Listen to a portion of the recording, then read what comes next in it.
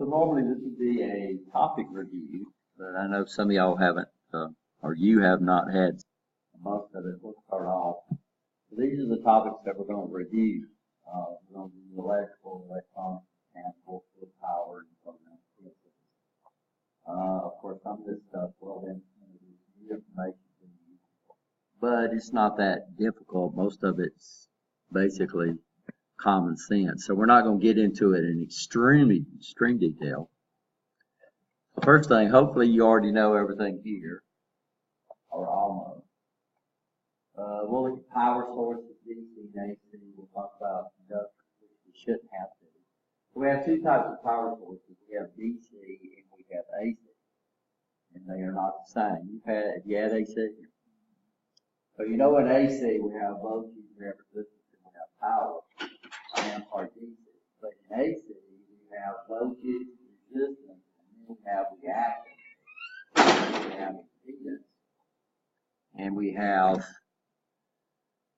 two types of power that I need to put up here. We have what we call real power or true power. I usually call it true power. And we have apparent power.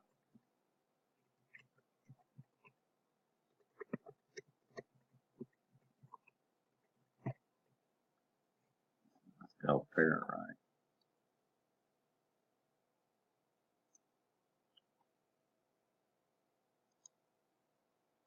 So AC and DC, if you think they're the same, they are not. So if we get into this thing called reactance. Hopefully I'll understand this. Conductors, we have our conductors, we have copper, which is, we have the two copper, and then we have copper alloy. Now why would we need a copper alloy? What's the problem with copper?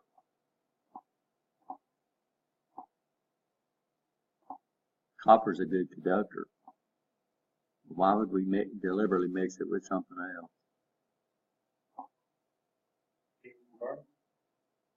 Not burning, but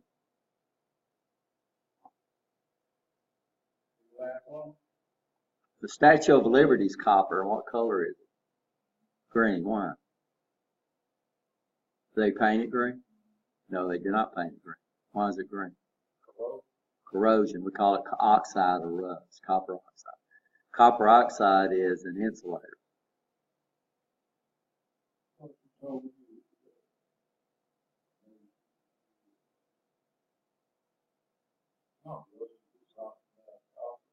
Well, oxidation is another name for rust. So copper oxidizes, which means not the copper oxide does not conduct. Copper oxide is an insulator. Yes, it is. Guaranteed. And that's why we have problems with copper, because it oxidizes. And once it oxidizes, then it's an insulator. And this happens a lot. So what do?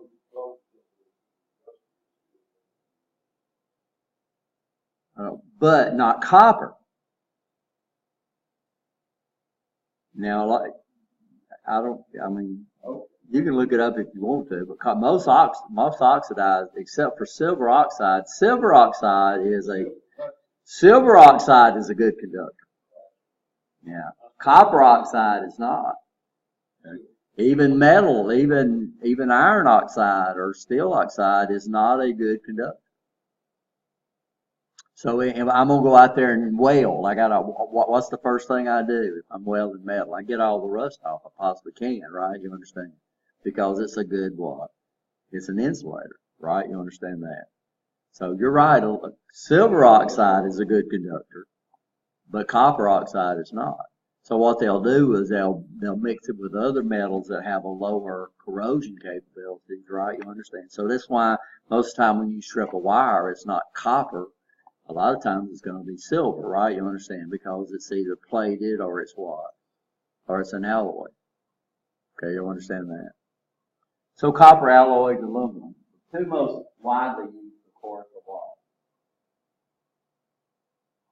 Two most widely used conductors is what?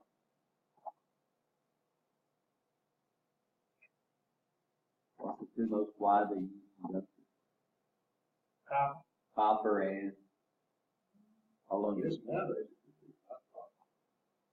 Conductors of electricity.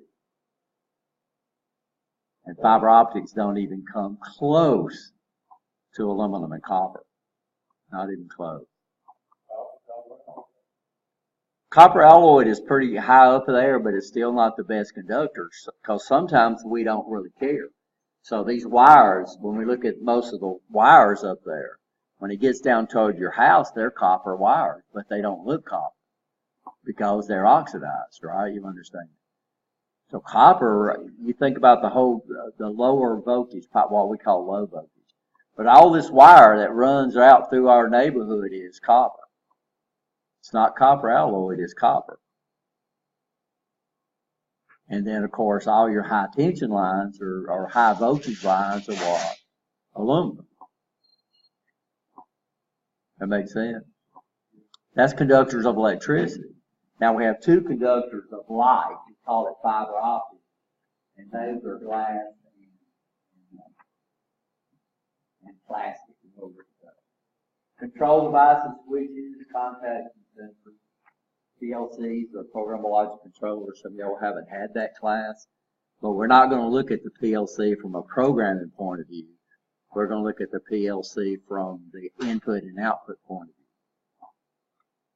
view. Y'all understand that? Loads, we have resistive loads, capacitive loads, inductive loads, indicators, motors, solenoids, relays. Relays category is control relays, contactors, motor starters, and of course relays and DC. Both our manufacturing lines are DC. But Alabama Power does not generate DC, right? You understand? They generate AC. So this is one disadvantage of DC is that if I'm going to use DC in a control system, I've got to convert the AC into DC, right? You understand that? So this is why the most popular control voltages are AC, because they don't have to convert them. They can step them down and they can step them up, but they don't have to do what? They don't have to convert them. A lot of your solid state sensors work off DC though, so that means somewhere down the line we're probably going to have what? Some type of power supply in the system. Everybody okay? And PLCs operate off of DC. Now, some of your PLCs have power supplies built into them. The Allen Bradley 1100s that we have, you hook Alabama Power, hook your. I keep saying Alabama Power, but here in Bessemer, we're not on Alabama Power, we're on TVA. So it's got a standard 3-wire plug-in cord that you hook up to it. Siemens, though, don't do that. So we'll go over there and when we look at the Siemens PLCs, they're going to have an individual power supply. The outputs that they generate could either be DC output, or they could be AC output, or they could be relay output. And we'll look at those too and see the advantage of that. Everybody okay with Ohm's Law? What's Ohm's Law? Relationship between what? So how would you describe Ohm's Law? You can't say V is equal to I times R. How would you describe what would Ohm's Law be?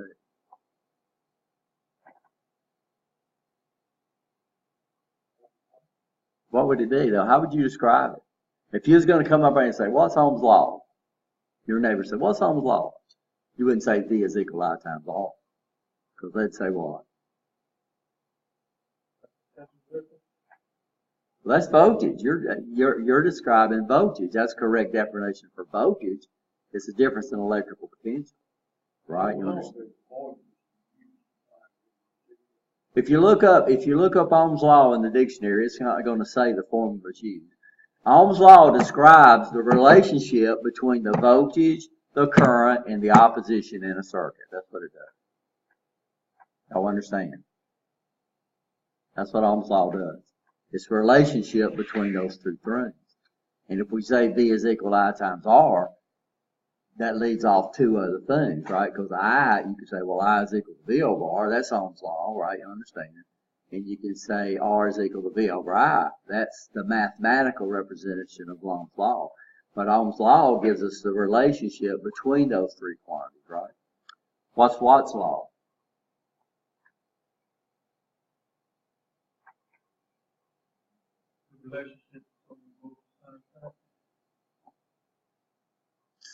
Sorta, that would be good, but it would be the work produced by Watt. Yeah, or resistance. Resistance quick. The main formula for Ohm's law or Watt's law to represent Ohm's law.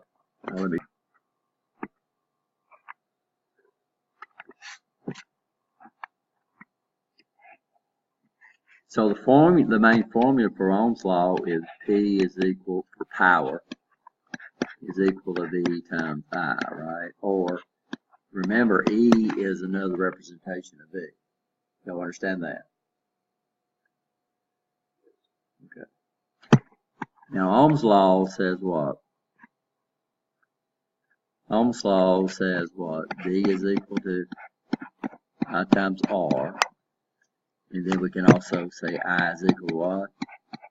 V over R. And we can also R is equal to V over I. Now this is a law of physics. Since that's a law of physics, it means anywhere I see V, I can substitute I times R. Anytime I see I can substitute V over R, right? And anytime I see R, I can substitute V over I. You understand that? So let's come up here and let's take V, and then let's substitute what Ohm says V is equal to.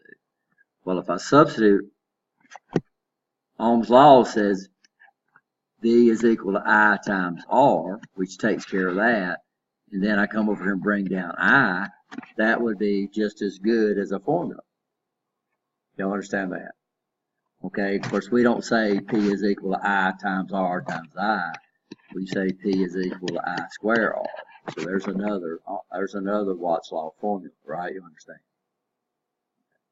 And then we can come over here and we can substitute for I. Well, what does I say is equal to? Well, I says that what? Yeah, so V, and we consider that to be over 1, times V over R, because Ohm's law says that is equal to that. So our other power formula would be V is equal to V squared over R. You'll see that. So this is where those other two formulas came from. So Watt's law, we have 3 formulas.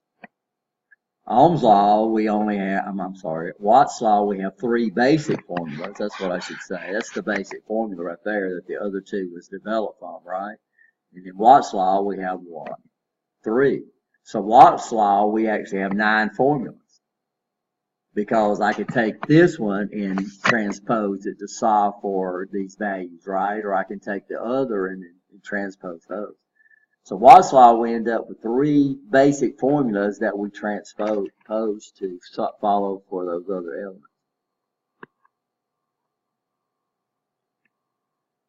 So Watt's law was the relationship between the power and the other elements in the circuit, right? The other 3 elements. So it's the relationship between the power and the voltage, the current, and the opposition. So that's what Watt's law is. That's how you would explain it without using formulas. Even though formulas,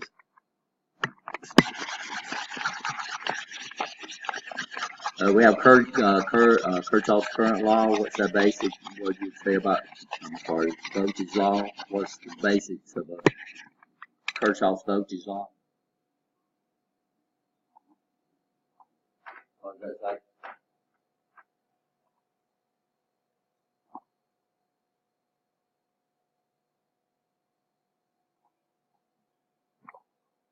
How would you explain Kirchhoff's voltage law?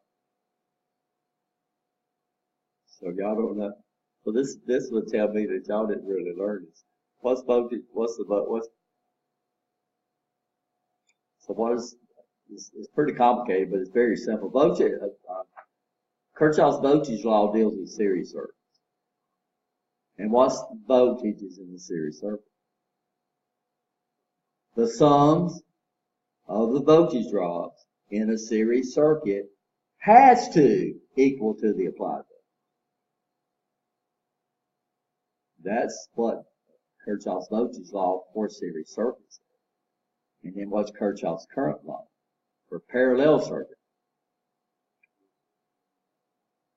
Close. It says the sums of the current into a junction has to equal to the current flow out of the junction, right? Or vice versa. Or the current flow out of a junction has to equal to the current flow in. Y'all understand that? Or the sums of all the branch currents in a parallel circuit has to equal to the total. So what's a series circuit? Tell me something about a series circuit. What's some of the things we would say about it? The current is same within that circuit. And this happens all the time.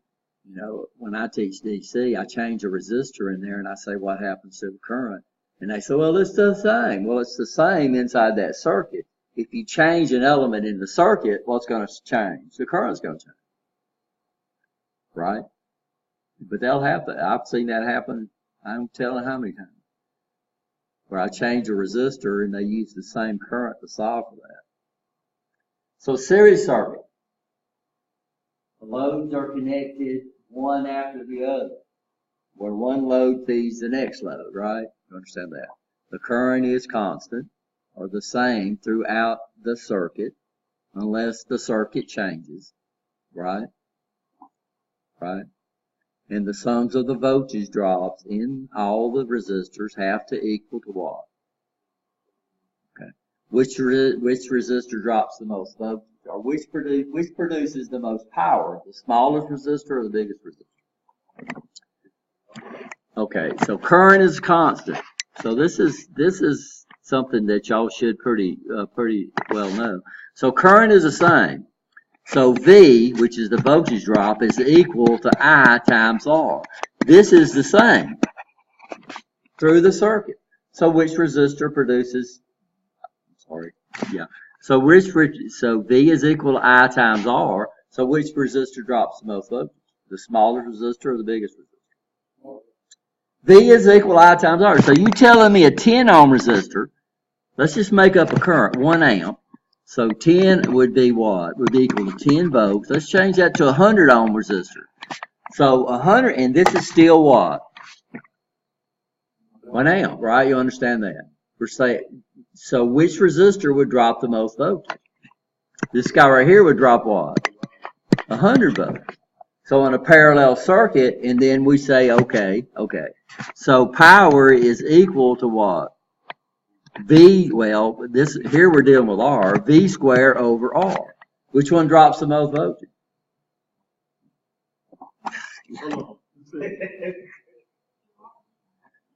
The largest resistor. In fact, let's don't use that form. That's not a good formula to see this.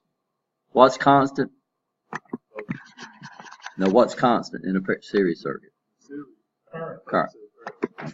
We ain't got the parallel yet. So I square R. So which resistor produces the most power in a series circuit? The smallest or the largest? Yeah. So in a parallel circuit, in a series circuit, the smallest resistor produces the least power, right?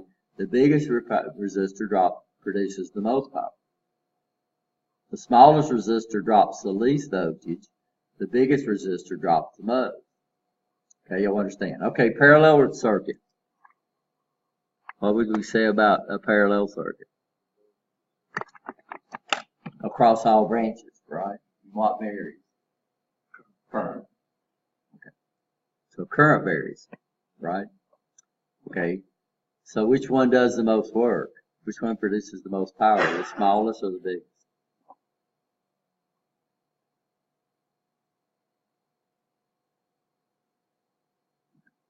Small.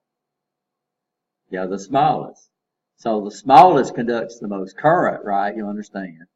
but the voltage is constant. So here, power, this is what we'd use, V times I, right? You understand? So what varies? So the biggest resistor produces the most current, the smallest resistor, the less current. So remember, parallel and series circuits are just opposite from each other. So a series circuit, the biggest resistor drops the most voltage and produces the most power. In a parallel circuit, the smallest resistor conducts the most current and produces the most power. Y'all understand that? Series parallel, what's series parallel? This is a combination of both series and parallel circuits, right? And we'll run into this in a lot of electronic circuits. In electrical circuits, you very seldom see series parallel circuits. In electronic circuits, you see them all the time. Everybody okay on the color code? By the way, the color code is used for what?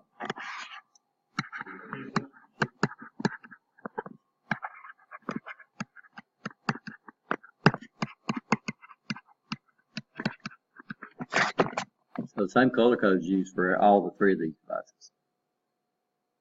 We learned it in resistors, but it works out the same, right? You understand that? So capacitors, when they get real small, they'll color code them too, same color code. Inductors, if they get small and they can't write the value on them anymore, they'll use color code. But it's the same color code that you learned in for resistors.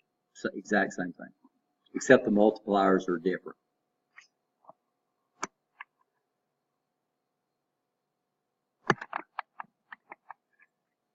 Electronic circuit. We have devices called diodes. Anybody know what a diode does?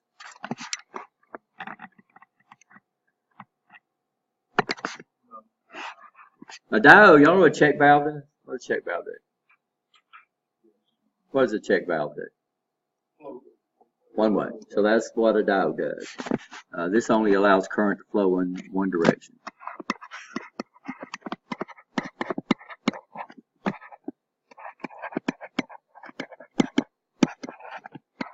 Yes, ma'am.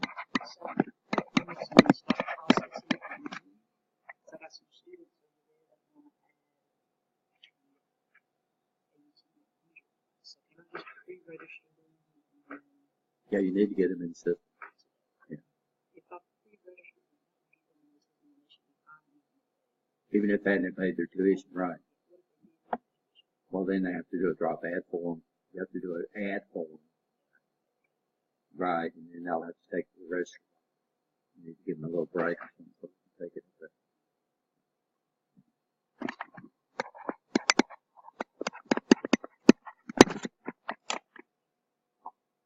So the symbol for a diode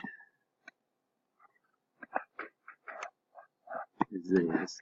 So symbols, we use symbols, right? You understand that? What do we use symbols for? Well, in our diagrams, because it makes the diagrams a lot smaller, right? You understand that? In diodes, because diodes are in all sizes. Current flow, anybody know the direction of current flow? Direction of current flow is against the arrow.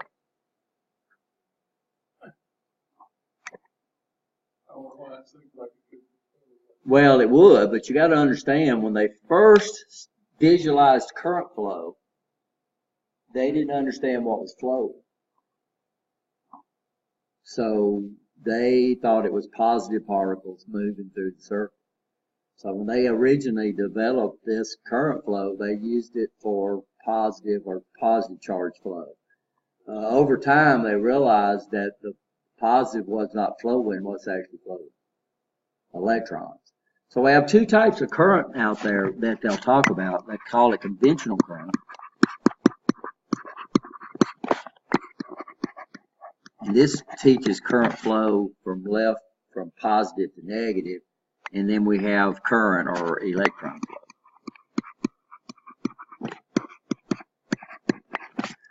A lot of universities still teach conventional current, which is okay.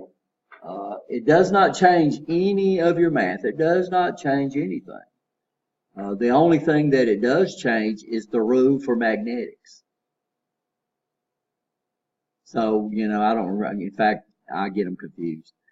But they say, okay, if you want to figure out which one is the North Pole on an electromagnet, you take your hand and you wrap it around the coils of wire, and your thumb is supposed to point toward the North Pole.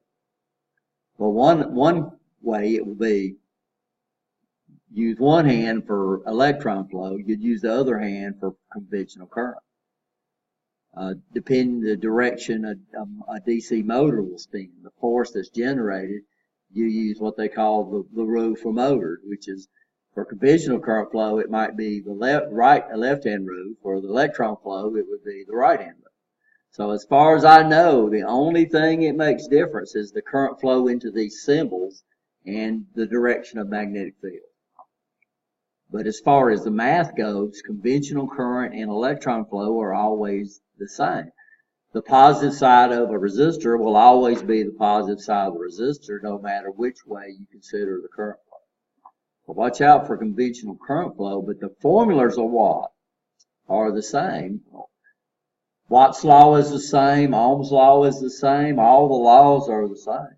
If you were to identify the positive end of a resistor and the negative end of a resistor, it's the same. The only time you're going to run into problems is if you get into it where you got to figure out the North Pole of an electromagnet. Electron flow, it flows against the arrow. So what that means is we have to make this guy negative in respect to that side. So if you put it in there backwards, I didn't say negative and positive, I said in respect to, right? You understand? All right. And another problem about a diode is that it is a semiconductor, and even when it is, we call this forward bias.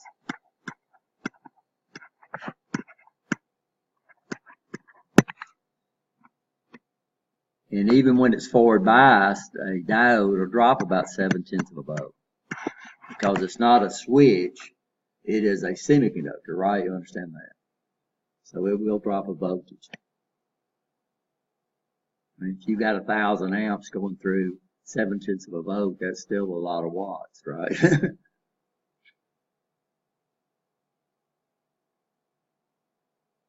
But we use these things for all kind of things. This is the main element that converts AC into DC. Because AC is two directions, right? DC is one. So if we can block one of those directions, then we can come up and get DC. It's not pretty DC, and then we filter it and do some other things. Positive and negative. Electron, current, when we use the term current, we mean negative to positive. So normally we don't call it electron flow. But when you buy books, you specify conventional current or electron flow. Of course, we get electron flow. So just about every basic book on electronics, you have two options of buying that. There are some universities that still teach in conventional current flow. There are some because the symbols match. We're using electron flow. The military and the government teach electron flow. They have for years and years and years. So the predominant theory for current flow is electron flow, which is actually what's flowing. We can't make the positive part of an atom move. If we make the positive part of the atom move, we end up with, splitting the atom, which would do what? Blow stuff up. We can make electrons move. We make electrons move all the time because they're out there spinning around, right? You understand? And if we got enough force, we can cause them to move. And that's what we're causing to happen. But in a wire, you literally have two types of current flow. So what happens is, let's just look at one. And we got this electron right here, and we put a negative potential here. Well, this is going to push this electron right here, and then this leaves something we call a hole, which is a positive charge, right? You understand? So the holes in the conductor are moving from positive to negative, and the electrons are moving from what? Negative to positive. So basically, there's two elements moving in a conductor. And a lot of devices. Electronic devices, if you hadn't had solid state, we literally break these currents apart. We have a P material where the current is holes, and we have an N material where the current is electrons. But outside the thing, it's what? It's electrons and holes. So the absence of electrons, we call it a what? A hole, right? You understand? So if I bump an electron out of this orbit, it leaves an absence of electrons right here. Now the protons outweigh the electrons, and it picks up a positive charge. As soon as it picks up another positive charge, another electron pops in there, right? You understand? And this hole moves over here. And as soon as it moves out, another electron pops into that, and the hole moves over here. So the holes are flowing what? Positive to negative, and the electrons are moving negative to positive, which is pretty sweet. So whichever one they teach is correct. One of them teaches hole flow, and the other one teaches what? Electron flow. The predominant theory is electron flow. Unfortunately, with electron flow, all the eras in semiconductors, current is flowing against them. Electrons are flowing against them. Now, we have to have the ability, what do we use to control the flow of current? Yeah, we use resistors. And we have, hey Tom. It's next door. Yeah, 107, yeah.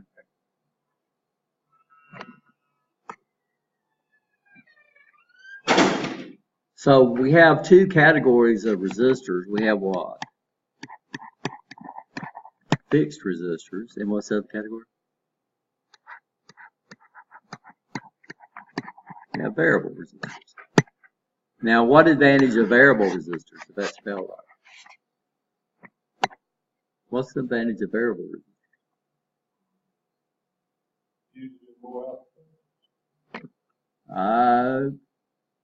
If I looked at electronic circuits,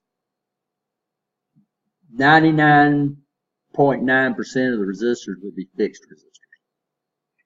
If I took your car stereo out, now of course most of your stereos are digital now, but in the old days they wasn't, and you had two variable resistors in there. You had your volume control. You had your volume control, and you had your balance. That was the two variable resistors in the stereo. How many stereos we got out there? TVs.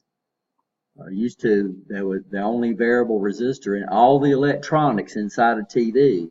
The only variable resistors in there was your volume control. So fixed resistors are by far the most widely used resistors out there. I can get a 10K resistor for less than 15 cents. A 10K pod, quarter watt 15K pod, will probably cost me $2.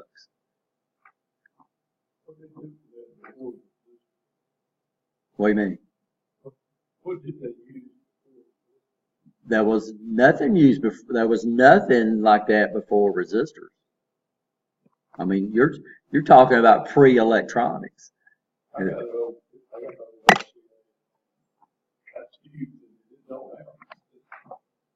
Well, it does have resistors too. I guarantee you there's resistors in there. So it's not like. I guarantee you if you take it apart, there's resistors in there. We can't have just tubes, right? Because if I was to come over here and do this, if I was to come over here and put a variable resistor like that, what would I be adjusting? Well, I would be adjusting the current, right? If I came over here and put it in series with a fixed resistor, so if I was to come over and measure the voltage drop across there, it would measure the same until I burn my power supply up or burn something up, right? If I came over and did this and measured across that, then I would be adjusting a current. Here I would be using it to adjust a voltage, right? You understand the difference? So odds are most of our gains and everything we have different types of solid state devices that gives us different types of of gain. The most popular is to get both a voltage gain and a current gain, because that way you get a lot of power gain. Does that make sense? If we only got a current gain, if we didn't get any power, if we didn't get any current gain, if we didn't get any voltage gain out of the device, then I wouldn't get as near as much power. So normally in the early stages of your TVs and the early stages of your radios, we get both, our solid state devices give us both a voltage and a current gain. When we get on out to where we want to get a bunch of drive, usually we move over to just a current gain, which is pretty neat. So we have two types. We have variable and we have fixed. And then we have other electronic devices that we call switches. What do we do with switches?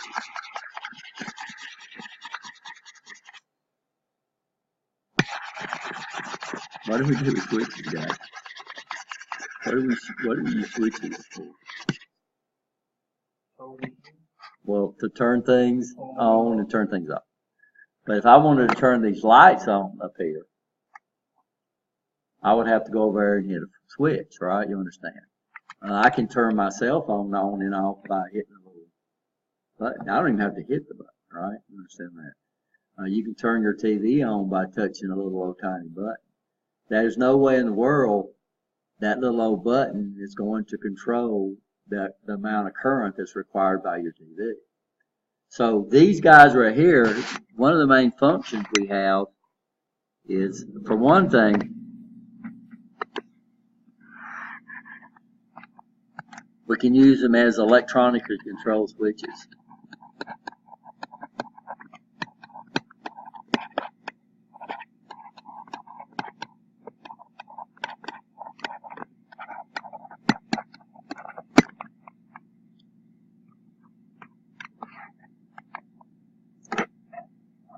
So instead of me having a big old switch, I go over and click on my radio, right? You understand? We can touch a little button and it comes on, and we can touch a little button and it turns off. So what we have is we have electronically controlled what? Switch.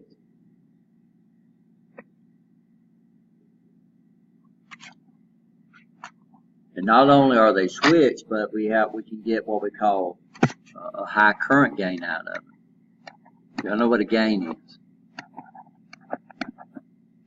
So a gain is when you get more out than you put in. Everybody okay? That makes sense. So we can use these guys to turn things and turn things on and turn off. We can have a little tiny switch controlling a lot of current, because we can get a lot of current gain out of these guys.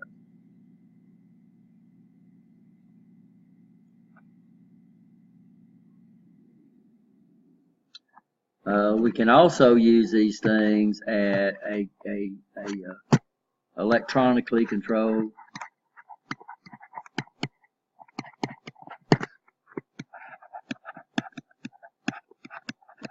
rheostat. R-E-H-O-S-T-A-T. No, that's no H. So what a rheostat, but instead of me going over there and turning these things, we can electronically control them. So we can use them as a valve. We have two types of valves. We have valves that are either on or off, right? You understand? So I've got an ice maker at my house, and when it needs to do ice, it turns water on, fills it up, and then when it gets up a certain amount of time, it does what? Turns it off. I can go over to my faucet and I can turn a valve, right? You understand? And what happens? Well, we can control the flow. So that's basically what a rheostat does. So here we got two types of electronic device. We got electronic devices called bipolar junction transistors. We got field effect transistors. That do both these guys. What's it called? Bipolar, which means it's got two. The NPNs gives us the way of what we have to do with solid state devices is we have to place a DC voltage on them to make them operate. So we have two types. We have one lead that we control. And then we have the valve is between the other two leads. So we come over here, this is a symbol for what we call an NPN transistor. Most people say not pointing in. So what we're doing, we're looking at this arrow right here. Here's the main valve right here. You'll learn a lot more about these on solid when you take solid state. But this is the main valve right here.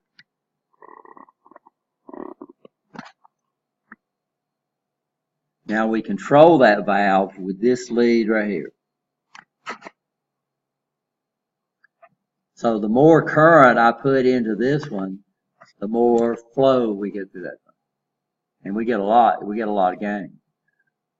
The transistors that we use has a current gain of 100.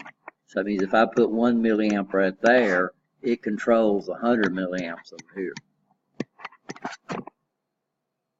So 1 milliamp of flow would cause 100 milliamps. And that's what's nice about a bipolar transistor. This tells us what DC voltages we need to put on this thing to cause it to work. So that means to turn this thing on, I have to get current flow in this direction, which means this lead right here has to be positive in respect to that lead right there. So NP, and then what we would do is we put an opposite polarity on this one. We're not going to explain it. And that would tell me what DC voltages I'd have to put on this guy to make it work. So if I come over here, I have this other one. This is called a what? A PNP. And we identify this by looking at that arrow, and now it's pointing in. So here, current flow has got to be in this direction right here. So it means I got to have this has got to be negative in respect to that. So the NPN and the PNP tells us what's required to turn these things on and turn them off. It tells us the DC polarities that I have to put on there. Does that make sense? Now we don't need to know much about that. What we need to do, we'll learn about when we hook things up to a PLC, we got to have current flow into the input of the PLC. Into or out of, right? You understand? Not both at the same time when we deal with DC. And we'll look at PNP and NPNs to determine what type of DC sensor we need. The other types we have are called MOSFET, called field effect transistors. So bipolar transistors use a current to control the current.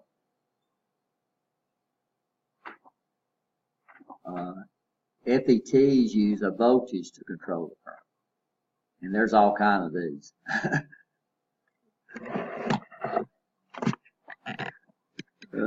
So we have N channels and P channels. And like I said, and then down here we have enhancement mode and we have depletion mode.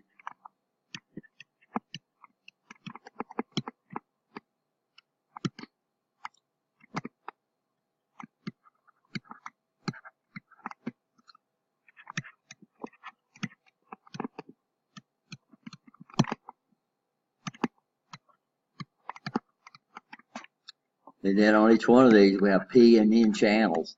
Now, the channel will tell us what we need to turn these things on and turn these things off.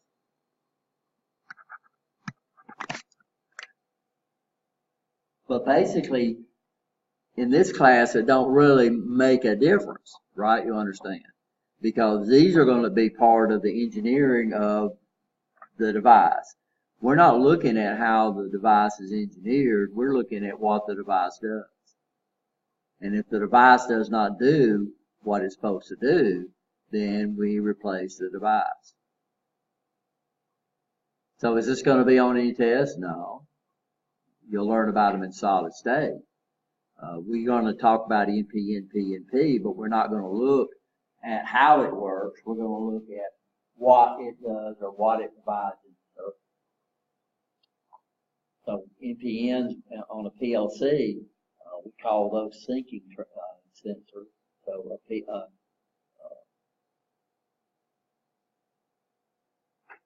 we'll talk a little bit about this when we get to PLCs. This deals basically with how we input DC signals. These are DC devices.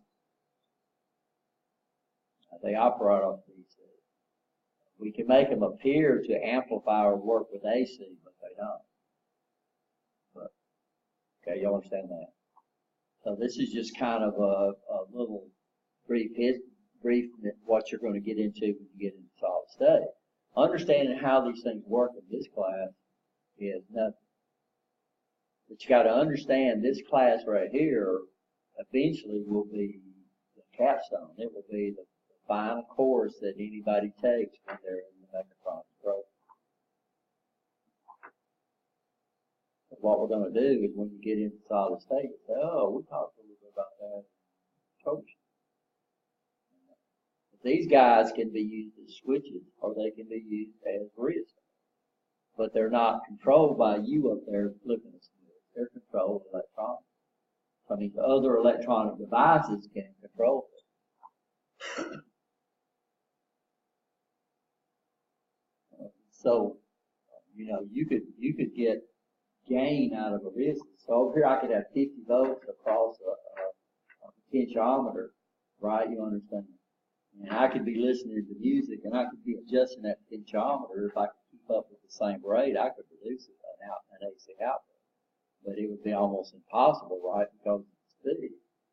So this is the advantage of a lot of solid state devices. They're extremely fast, right?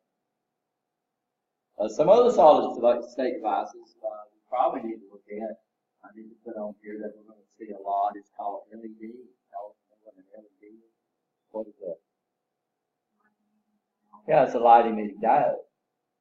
So when you send current flow through them in the forward direction, they emit what? They emit light.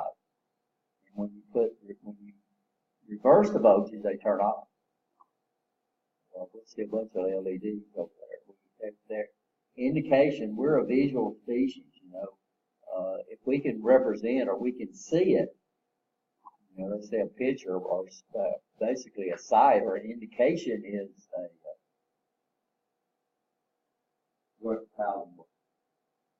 a bunch of our sensors, our PLCs and everything has LEDs that light up when what they're looking for is true.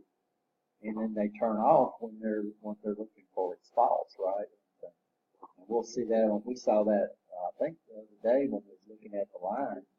We'd see those lights come on and that's a visual representation. So if I can see this light on the sensor come on, I know it's operating without even getting a piece of test equipment out and look at it. So a lot of your solid state sensors have. We have another type of trend. So FET, MOSFETs are fast, but they can't handle a lot of energy. Bipolar transistors are fast too, but they consume a lot more energy to operate. They can control a lot higher energy. So what they've done over time is they combine a MOSFET with a bipolar transistor. And we buy them as one unit, and they're called insulated gate bipolar transistors. Integrated circuit. What's an integrated circuit?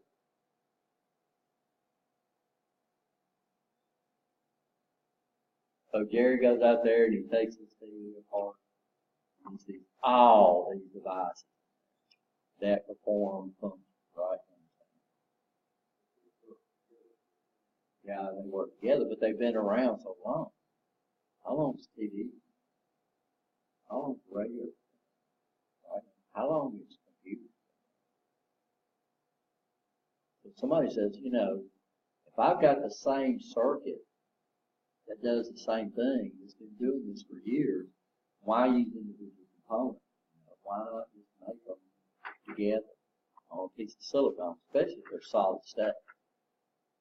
So basically, an integrated circuit is a complete circuit placed on a single wafer. Column wafers. It's just the substrate that we put circuits in. These are called integrated circuits. Thank goodness. Microprocessors. Some of our microprocessors, the i7 probably have a 3D transistor. Can you imagine taking a transistor and have a billion of them and fill up this whole room? But now they're so small because they don't do any work, right? You understand? I'm sorry, they don't do any power. They consume or produce almost no power. They're in there to give us either what we call ones and zeros. You could represent a 1 with not a lot of power, right? So I could have 5 volts representing a 1. And the current flow might be almost 0. I could have 0 volts. I could have 0 volts representing a 0. And the current flow could be almost nothing. What determines the size of a water valve? What determines the size of the water valve is the flow that it controls. So the more flow is controlled, the bigger a valve has to be. These are all current valves, right? You understand? So the smaller the current flow that they're trying to control, the smaller they can be. So in computers, we're not dealing with a lot of power to make decisions. We're dealing with almost none. Now, microprocessors get hot, about 75 watts. That's why they're heat sensitive. They're hot not because one transistor. They're hot because, you know, this guy here might be producing a microwatt. If you take that and multiply that times 100,000, that's still a lot of watts. The microprocessors get hot. That's why they're cooled. So integrated circuits, these are when the entire circuit are placed on a single wafer. So now if you pop your radio open, you probably see one IC in the center. And you can see what we call power output. There's still usually where they actually drive your speakers. So we still see a lot of bipolar transistors and like power amps. This is electronics. This is all neat stuff just to talk about. It's in a digital, you'll get into a lot of integrated circuits. Even though there are a lot of analog solid state, we'll look at what we call voltage regulators, which are integrated circuits. So we'll talk about those. Digital, you'll get a feel of digital, which uses a ton of integrated circuits. We can make digital circuits out of transistors. We can make digital circuits out of too. Digital's been around a while. In fact, the first computers, digital computers, were vacuum tubes. They were literally vacuum tubes. Of course, now look at computers. These guys here probably have about 2,000 times the processing power that the first computers had. Not even the 360. We're talking about the Unimac. The first computers were developed to calculate trajectories for artillery. When I first got here, we had an IBM 360. It was neat because it had all these flashing lights that you see on movies. But the disk drives on the thing, I think they were 300 megabyte disk drives. They were about 8 fighters big. Now we can go out and buy 32 gigabytes and a little USB thumb drive. That's how, but the USB thumb drive's all solid state. It saves stuff electronically. Originally we saved stuff magnetic. Originally they came off just by tape recorders. That was the first method. We had tape drives. So big old rooms, you still see old movies sometimes where they stole those information on the big old tape drive. And then we went to circular drives, which still use the same principle. That's still in use today in your magnetic hard drive, which are still very, very popular, but they store information magnetically. Thank goodness, you know, we're trying to store stuff. It's pretty easy. Y'all, my lifetime,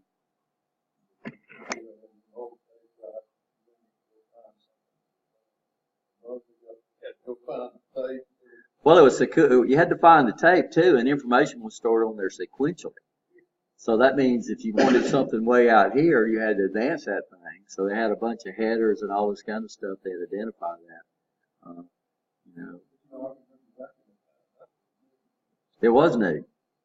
It was really, really neat. The first storage things that we had when personal computers first came out, or microcomputers first came out, we did tape drives. And it was, what was so funny is there was no control of the tape drive. But when you recorded, before you save it, you'd start your tape and hit record. And then you would record it on your tape. And then when you got through saving it, you'd stop it. And then when you fed it back, then you'd have to keep up with counts. Where's that program at? Well, it's at this count. And you'd advance it to that count. It was something. For personal computers. So power supplies. We have two types of power supplies, guys. We have what we call linear power supplies and super power supplies.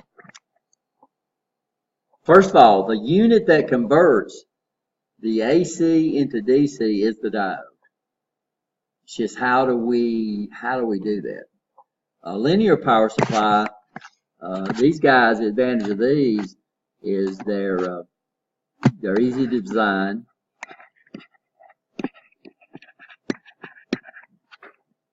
And they're easy to fix. They can handle, they can be designed to handle a lot of power.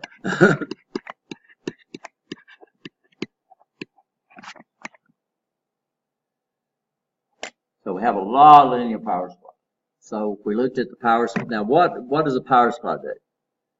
A power supply takes basically energy in one form and converts it to another.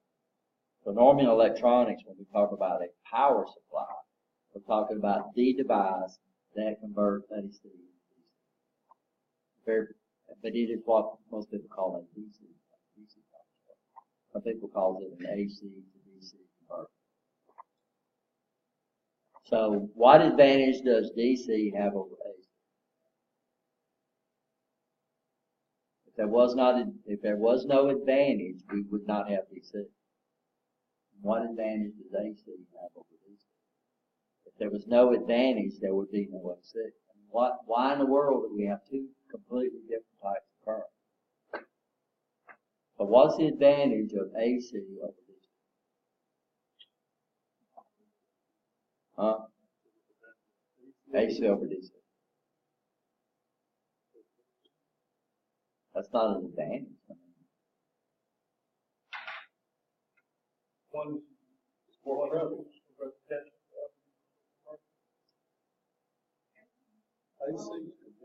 AC is harder to control. You can't. AC is harder. But why? The first power grids that Edison put up were DC power grids. And how long did that last?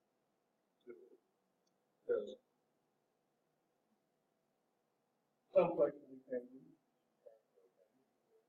You have to have it. I don't know what you meant.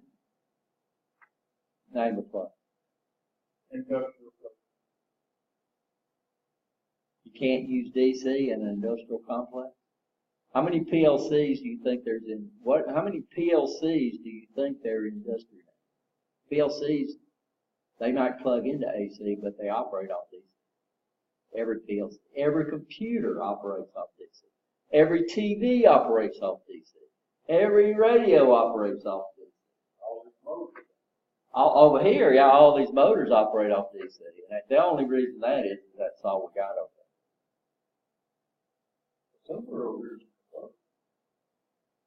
A power supply, right? So why? I mean, why do we have two currents? Why do we have AC? And why do we have DC? AC. But why? I mean, if I can generate DC just as easy as I can generate AC. And the first generators were DC generators. Edison, the first power grid, I forgot what city it went, was DC. Chicago. Why? Why did everybody move to AC when DC was it? In fact, Edison tried to put AC down, but AC became obvious that there was a big advantage over DC, over AC for transmission of power.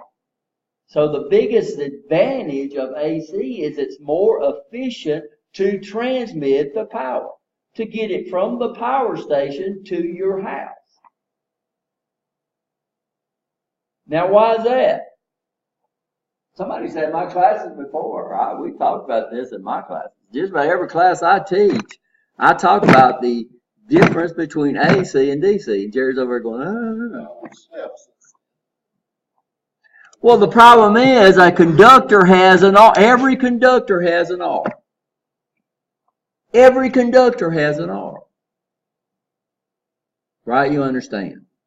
Alabama Power calls it line loss. This is how much voltage the wires drop.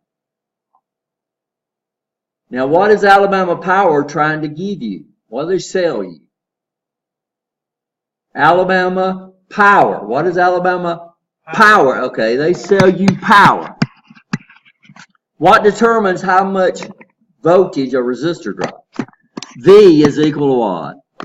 I times R. So if I put current flow through a conductor, it will drop voltage. What determines the R of a conductor?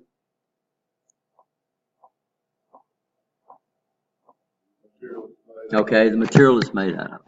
We have two predominant materials. We have copper and aluminum. What's the next thing that determines the the size? We call that the gauge. Okay, G-A-U-G or whichever where you're from. What's the third thing that determines the resistance of a conductor? So if I got a conductor this long, or if I got a conductor this long, which one would have the most resistance?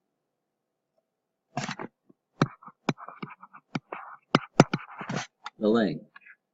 Conductors are not rated in, they're rated in ohms per feet or ohms per meter, right? You understand that?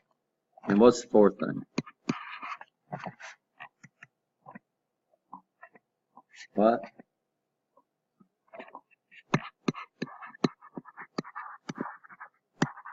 Metals, their resistance goes up when they're heated. In fact, there's a temperature sensor out there that we'll look at called a RTD, resistive temperature device, that uses this feature right here for resistance. Okay.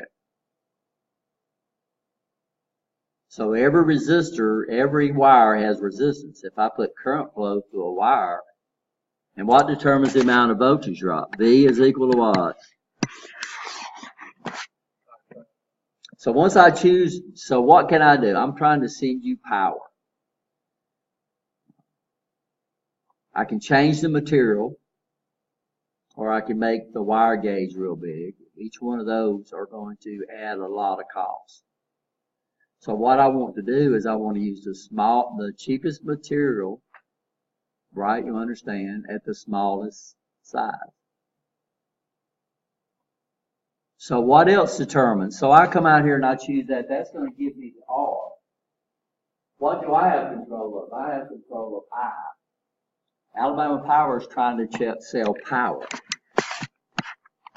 Power is equal to V times I, but that's not what we're looking for. I is equal to P over V.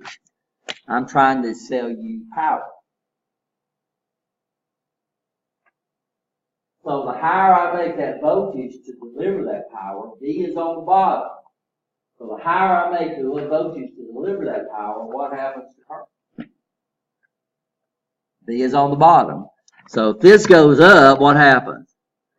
It goes down.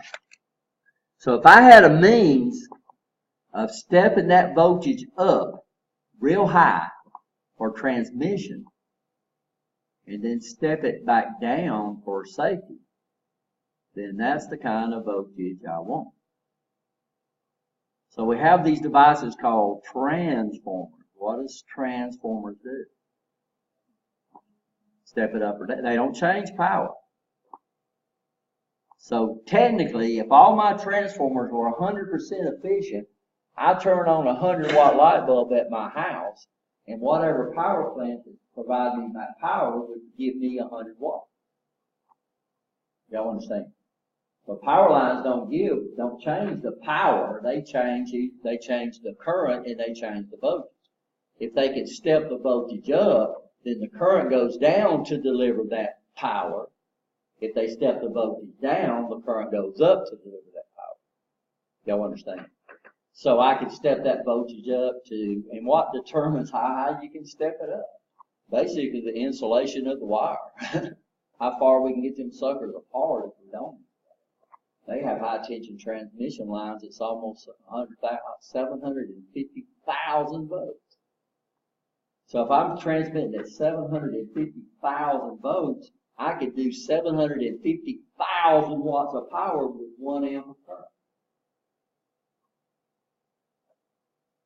I could do up in the gigawatts with 2 amps of current, right? You understand? Almost 1.5 gigawatts with 2 amps of current. But what's the problem with 750,000 volts? That 750,000 volts is looking for earth ground. So where do we have to put these lines at? Way up there. How do we have to do it? Got them big old arms out there, they have to do what? They have to separate it, right? You understand that? The problem is, if I tried to get 750,000 volts into my house, we'd all be dead. So what do we have to do? Have to step it down for safety. And the closer we get to ground, the lower the voltage has to be. We can do that with AC. We can do. Transformers will not pass DC because it's got to have a changing field. That's the way it works. It works what they call induction, mutual induction. AC provides a changing magnetic field. Okay, you understand that? So that's the advantage of AC. We can transmit. If I could transmit DC, if I could get the DC voltage up to 750,000 volts, it would be a lot more efficient than AC. Because AC, we have something called impedance. We don't have it. So we have two types of opposition in an AC circuit. We have what we call resistance, and we have another one we call reactance. Reactance in a transmission effect. So if I could, and we do have high voltage DC transmissions out there too. Not very many because it's so hard to deal with. But DC, we don't have to be, DC, all we got to do is worry about the resistance of the wire. AC, we got to worry about the reactance of the wire. And the watt. And the resistance. Y'all had AC yet? Oh yeah, you're going to get really loud AC. So anybody that tells you AC and DC are the same, just laugh at it. So what advantages does DC have? So if AC is so neat and stuff, yeah, AC motors are cheaper per horsepower because they have that induction built into them, right? You understand? DC, we have to deliberately cause them suckers to run. AC motors, very easy to cause.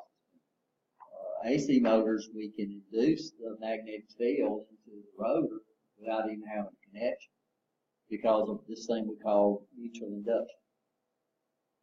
So to induce a voltage into a conductor, guys, what do we need to induce a voltage into a conductor? How does transformers work?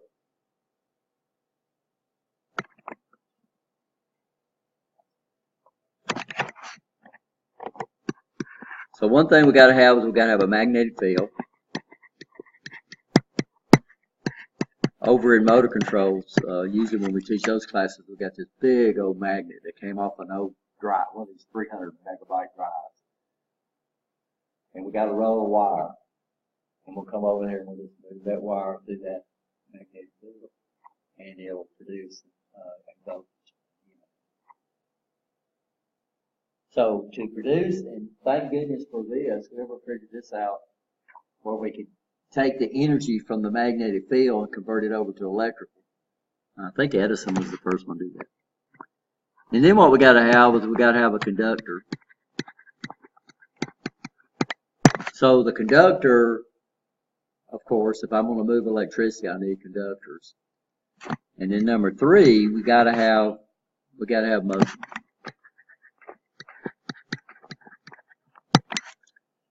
So what happens is when that conductor cuts that magnetic field, it takes that energy of that motion and does what? It produces a EMF or a motion. Are you okay on that? So what y'all real smart people, what determines the amount of EMF we get? Go down, right down the list. We're going to go right here. Do this first. What determines it?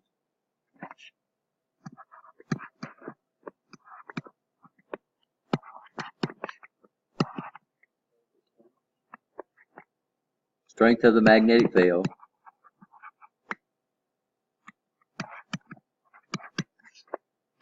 What'd you say, Jerry? Number of conductor loops.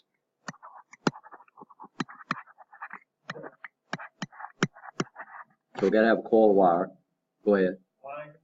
Winding. And then 3, what's the speed? The speed of the motion.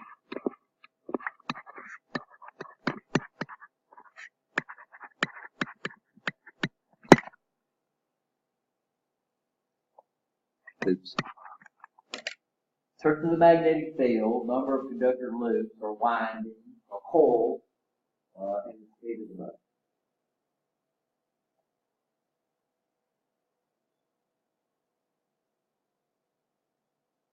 So this is the way your alternator on your car works. And does anybody here drive at the same speed all the time?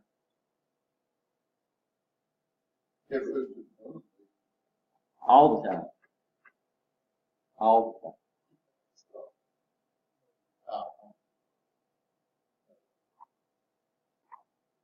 So that means the output of your alternator is constantly changing.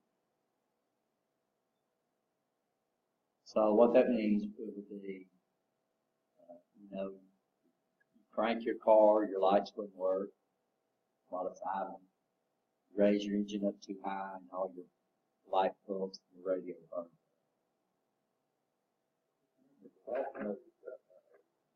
Yes, we call them normally what they call those are rectifiers, because normally diodes that are designed to convert DC into AC, AC into DC are referred to as rectifier diodes, and we usually use them in a set rectifier bridge. Yeah, we can arrange them in different ways, and we'll learn about that in solid state. And each way we arrange them determines how much DC we get, and it determines how much they cost and all that kind of stuff. The more diodes I use, the more expensive it's going to be. So there's a rectifier or a set group of diodes in your alternator. But all that's going to do is take AC, because your car does not run off of AC. Your car runs off of what? DC. Okay, y'all understand that? Since your car runs off of DC, then we have to take that AC and convert it to what? DC. Now the problem is that I'm spinning a magnetic field. So that's what's happening. Your alternator is spinning a magnetic field. And then when it spins, it cuts those coils on the outside that we call the stators. And what does it do? It produces an EMF.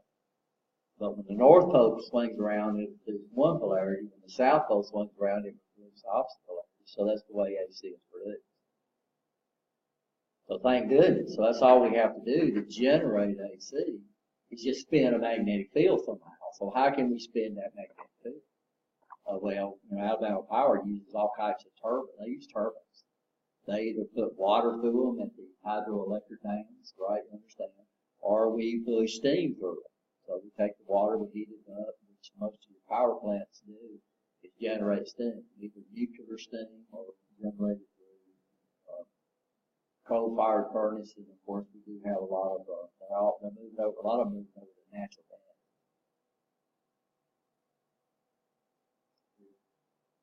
So what we do is they have a regulator, we call it a regulator, that looks at their output. And what that regulator does is control the strength of that electromagnet that's spinning. So if the output goes up, then the regulator reduces the voltage to your magnet, right? You understand. And then if it goes down, it goes what? The rate.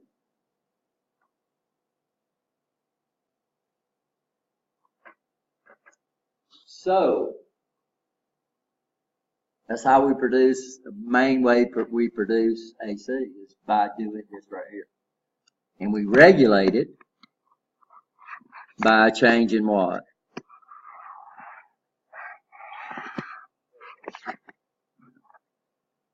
Everybody understand electromagnets? So we have permanent magnets, and then we have what we call electromagnets. So when we put current through a wire, it produces a magnetic field. We take that wire and wrap it around there, we can produce electromagnets. But what we can do with electromagnets that we can't do with permanent magnets is we can control their strength by just changing the current flow. Everybody okay? So what advantage does DC have over AC? More power. More power. I think so. Well, it's good. It's good, yeah.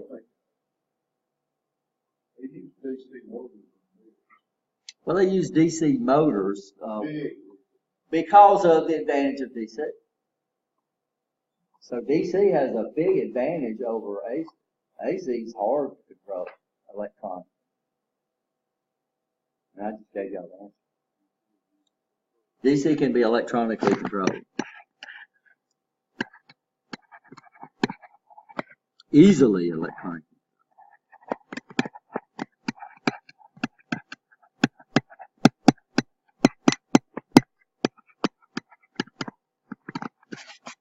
So this is the big advantage that DC motors are a heck of a lot more expensive for horsepower. Because DC motors has a lot of copper in there. DC motors have what we call brushes on them. They got commutators on them, which basically are in physical contact to transfer energy to the part that's rotating. AC motors, we can induce the magnetic field. So all motors work on the concept of the repulsion and retraction of magnetic fields. But we realize with AC, we can induce a voltage into something and we can create, if we put current flow through a coil of wire, we create a magnetic field. So most of your AC motors are what we call induction motors, which means there is no electrical connection to the rotor. How does the magnetic field get into the rotor? It's induced in there. DC has no changing. So DC, to get the magnetic field into the rotor, we have to put coils of wire in the motor. We have to put current flow. Then we have to have a method of taking current from a stationary thing and putting it into a rotating thing, right? You understand? So DC motors have a device called a commutator. The transformer on there has got these things we call brushes. Brushes wear out. So DC motors not only do they cost more, they require a heck of a lot more maintenance than an induction motor. But DC motors can be precisely controlled, which means I can control the torque of the motor, and I can control the speed of the motor, and I can do it electronically, or I can do it with a AC motors are hard to electronically. So what we have to do with AC motors is and for years and years and years, if you wanted to control the speed of a motor, it was a DC motor. If you didn't care about the speed, if you wanted it to run the same speed, it was an AC motor. Because AC motors are a lot cheaper for horsepower. But as the invention and the advent of electronics came in, and a technique called pulse width modulation, which we'll look at later, came in, they had the ability of taking AC and converting it to DC, then converting it back to AC at a voltage and a frequency that we could control. Because we're doing it electronically, right? But literally, we're not controlling AC, it's controlling DC. These are called variable frequency drives. Anybody know what sets the speed of an AC motor?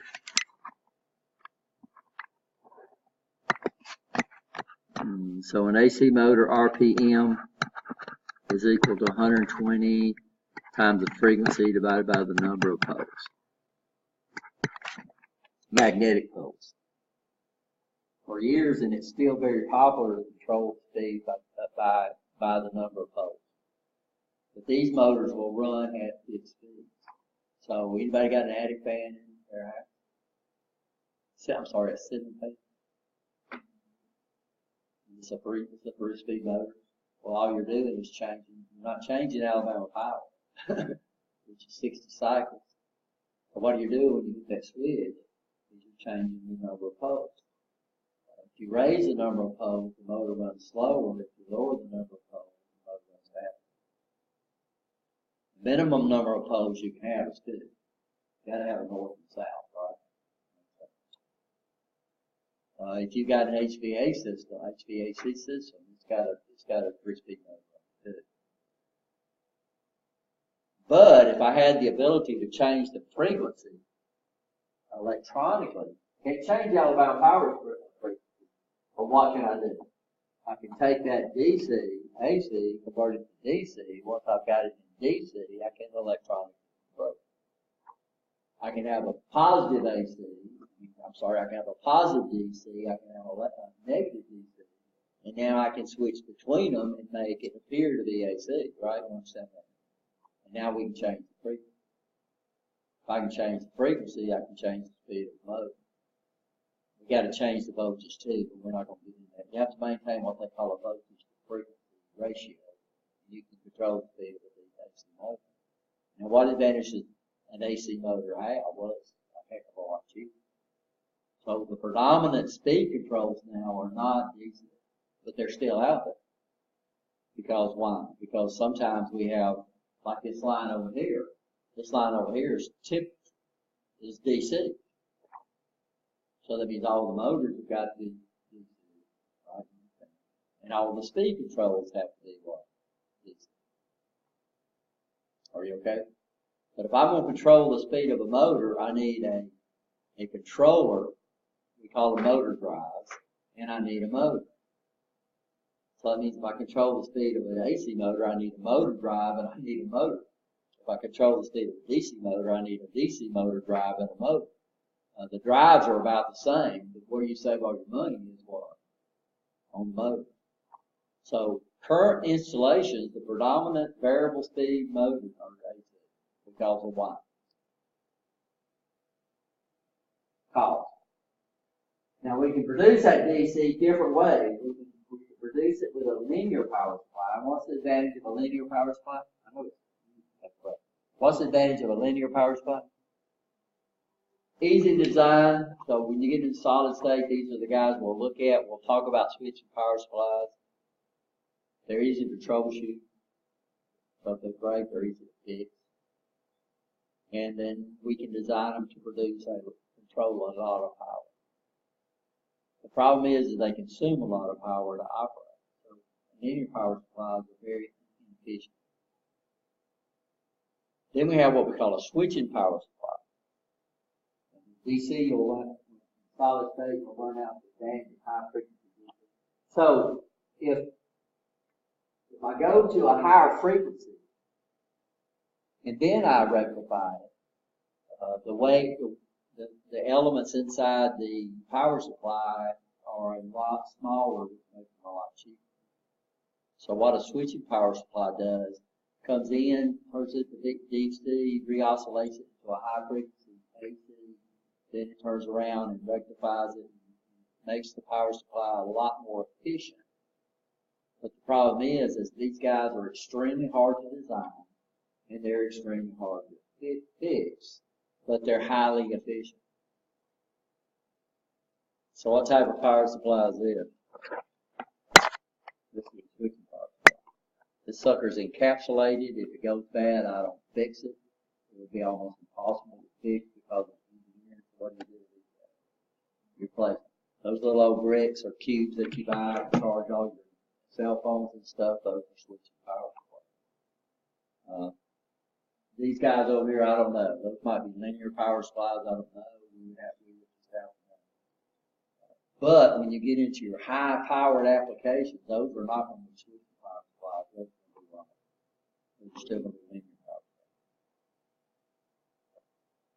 supplies. I'll take a break. It'll take 15 minutes. Since I took y'all over 30 minutes.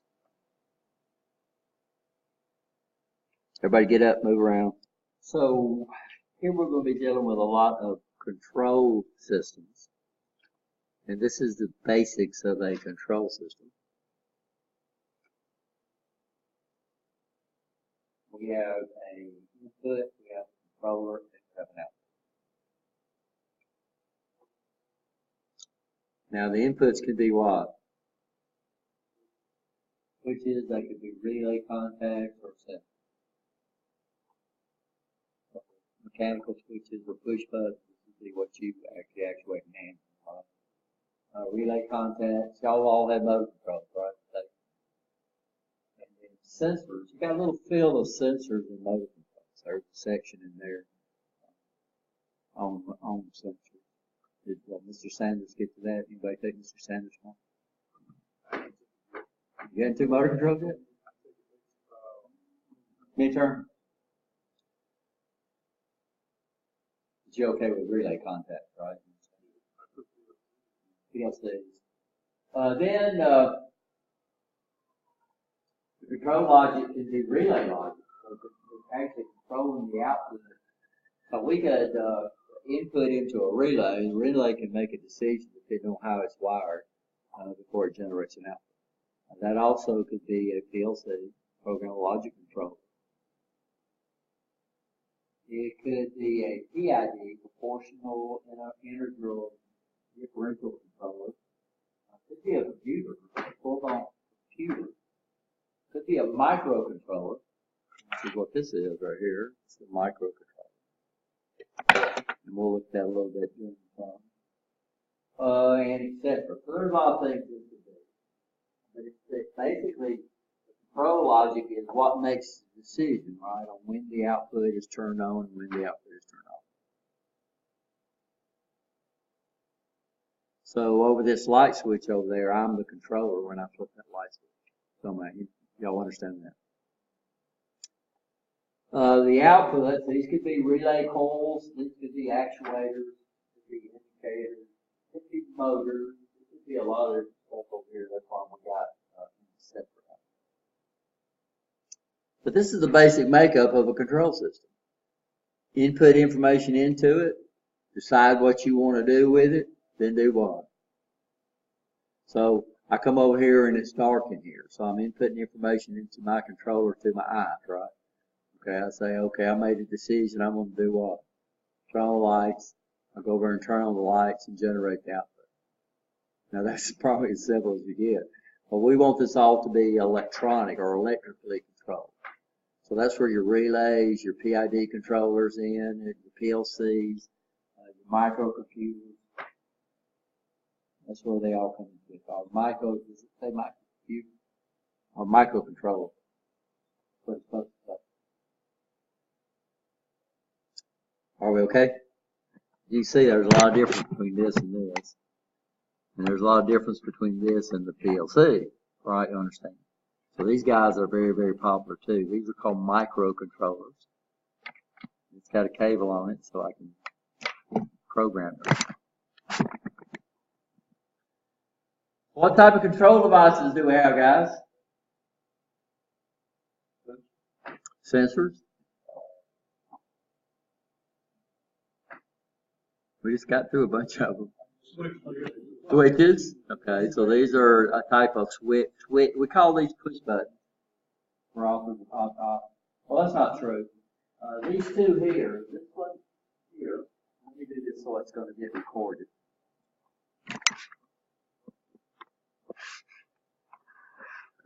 So we got this one here. We got this one here. This one here. Anybody know what those are called? These are called selector switch. So this guy here's got two selector switches, and then all the rest of them will be considered to be push buttons. These right here, usually when they have these red mushrooms, these are usually emergency stop buttons, which everybody calls E-stop. And the E-stop buttons remove power.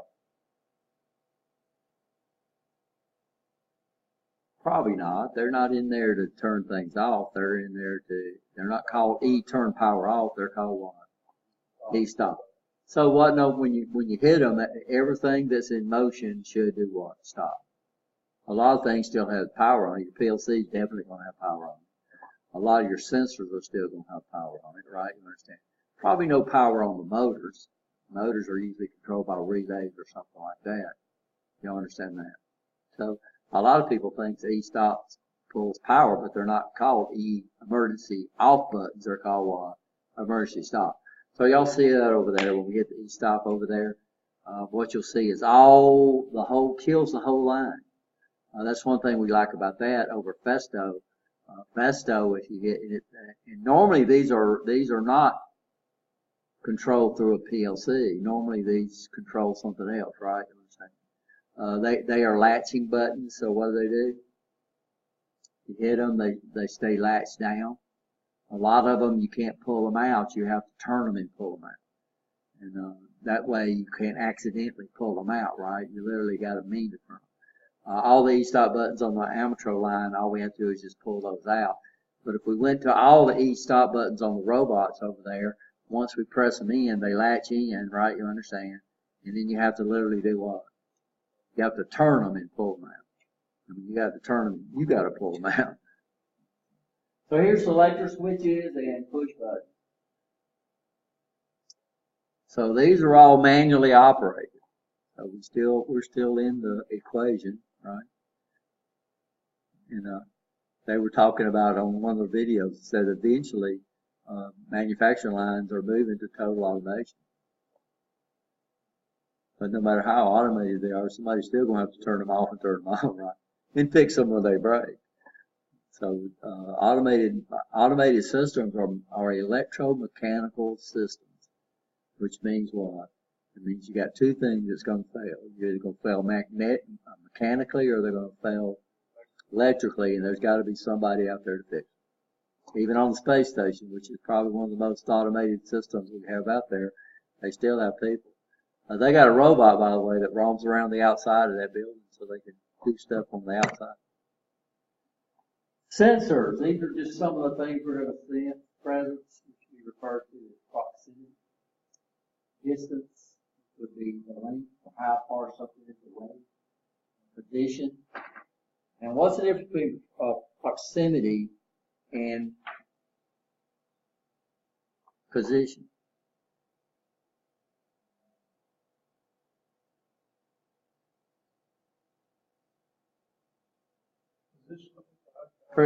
Position.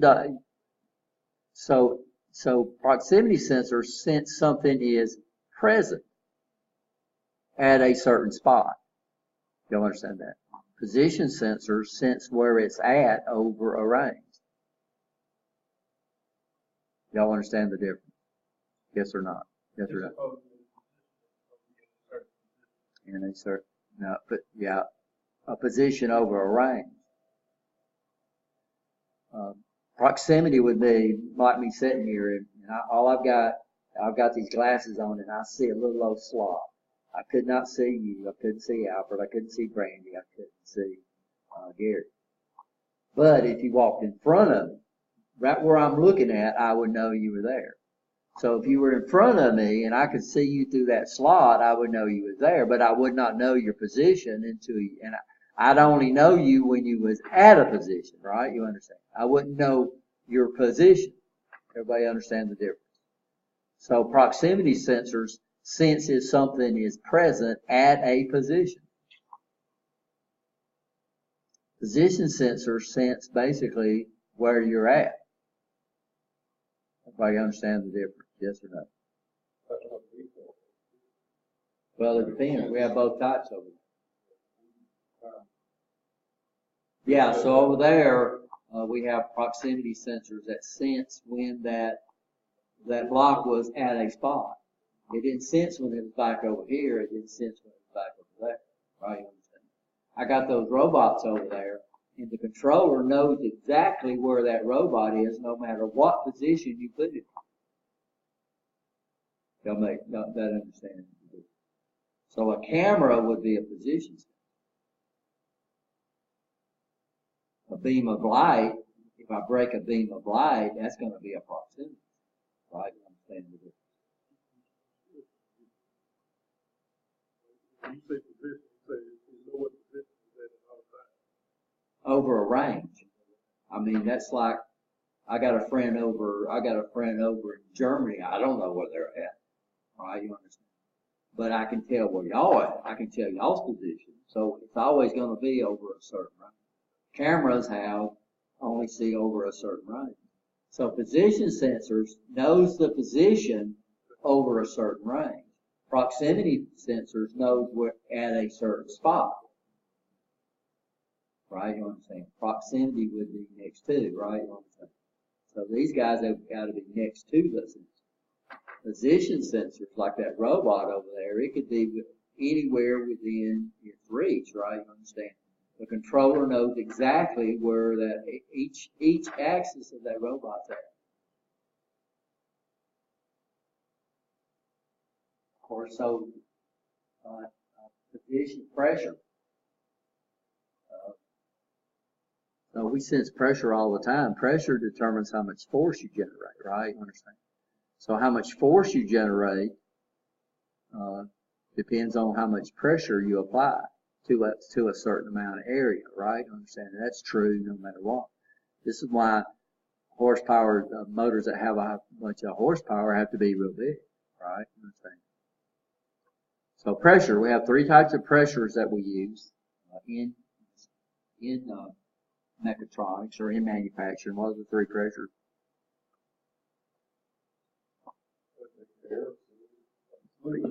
Yeah, fluid would be more correct. But this is categorized as two. We have what we call pneumatics.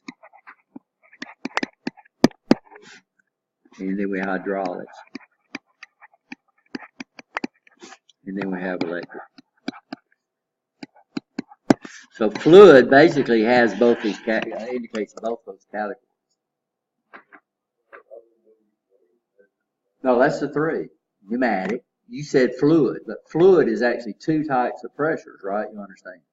So fluid is a combination of air pressure or pneumatic pressure, air pressure or gas pressure and fluid pressure. We group them under a one type. Understand, Jerry? So the three types of pressures we have are pneumatic, hydraulic, and electric. That's the three.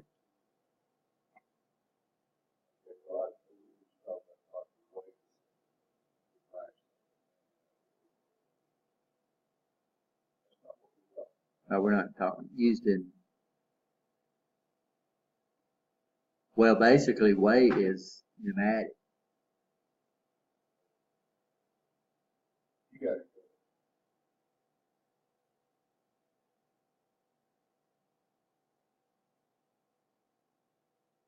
Well, I guess the third, we could say another one. We could say gravity. We wouldn't say weight. We would say gravity. So these are the main power sources that we produce, right? Electric, hydraulic, pneumatic. And each one of those. Flow. What's flow?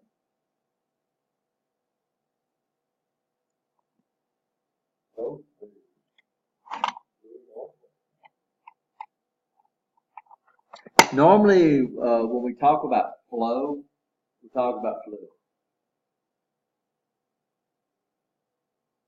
So we don't understand, normally when we talk about flow, we're talking about fluid. So this would be the flow rate of your fluids.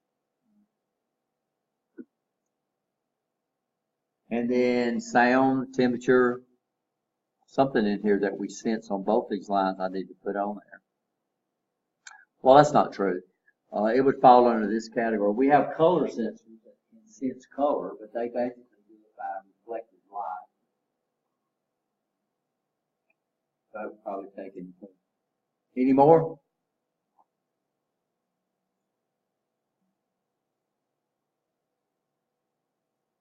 Just about anything you can think about, we can design a sensor to sense. And what's the function of a sensor?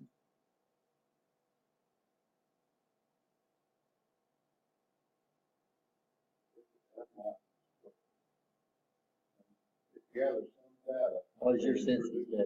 So we have senses, right? What does the senses do? So my brain does not process touch. My brain does not know touch. My brain does not know smell. My brain does not know hearing. My brain does not know sight. My brain does not know pressure. Right? What does my brain process? Signals, electrical signals, basically. Chemical, they call them chemical, but it's basically electrical signals. So what does my sensor do? It converts a physical stimulus over to an electrical, over to a proportional electrical signal that can be processed. Right? So what do sensors do in manufacturing? Exactly the same thing. And they're usually specialized, so my touch sensors can't hear, right? You understand? So we have different sensors, like Jerry says, that can be designed to detect anything your body can sense. Usually we say we have 5 senses, but those are your primary senses. We have a ton of senses. We can sense pressure, we can sense heat, right?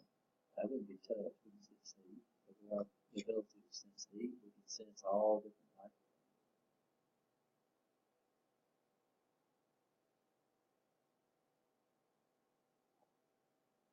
So, thickness, I think something is, it might be a thing, so thickness, we do that all the time. We had x-ray machines out at US Steel that sense the thickness of the coating of metals. So on galvanized steel, they got to keep a precise thickness on that galvanized coating. So how do we know how thick it is? X-ray. How far? You got that?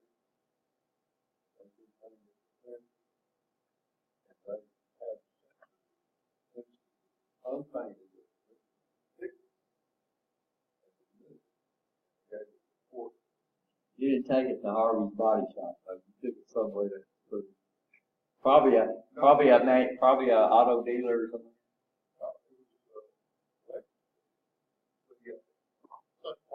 Oh, really? So the paint shop had to put it on at the same thickness? Well, they put it on thicker, actually. But what amazed me is they had put it on.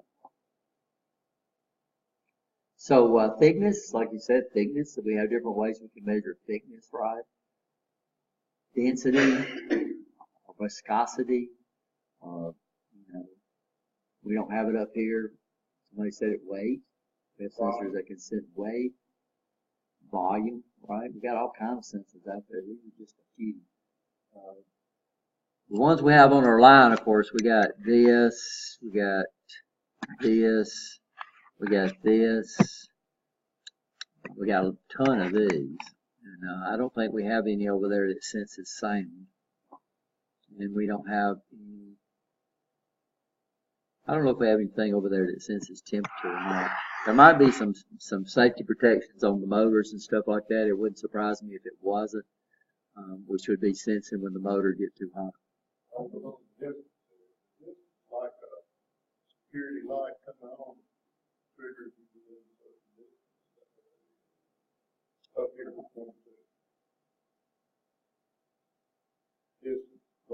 Yeah, distance, how far something is, or how, we do a lot. So, somebody said, sensing the quantity. A lot of like your hoppers and stuff like that, how do they know how much material they got in there? with they either do it with weight or they do it with distance. So they have a sensor in the top that measures the distance between this and that. We have a distance sensor over there that basically looks at the size of the blocks when they come through there, or the valve bodies when they come through. And if they're too small or too large, they'll do what? And they are distance. So distance is how far something is away.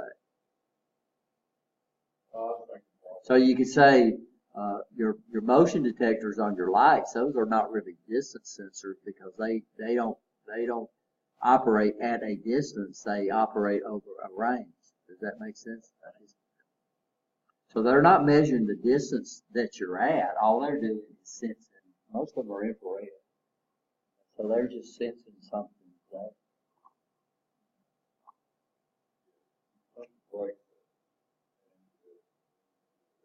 Well, no, it looks at it when it sees infrared motion move, sees infrared signals move, then it'll set it off. They got to be moved. They got to have a change. So it's looking at change. Right? So they say if you move slow enough, they won't pick you up. I don't know. I know they do. I always come on all the time. We have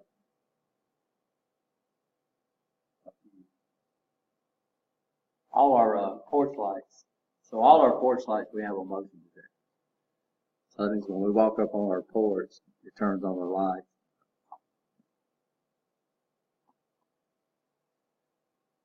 So digital analog.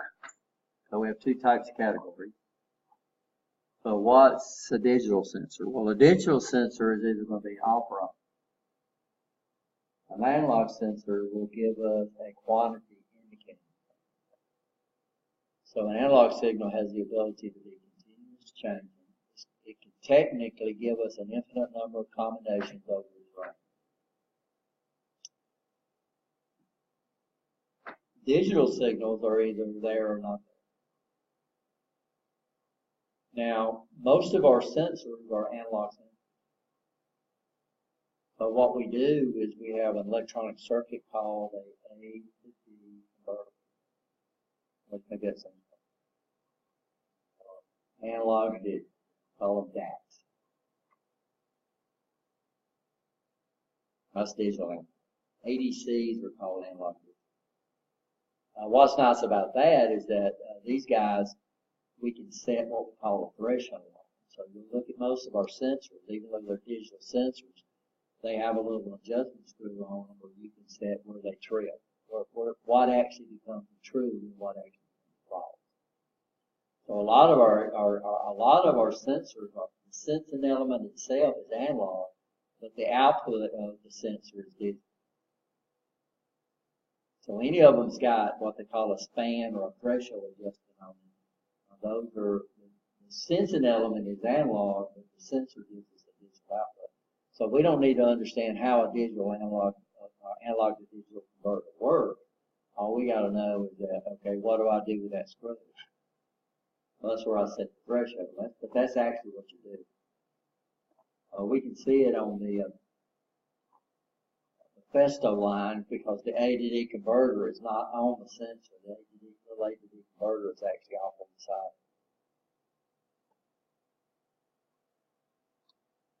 What advantage does analog have over digital? Which one's more precise or has the best resolution? Analog or digital?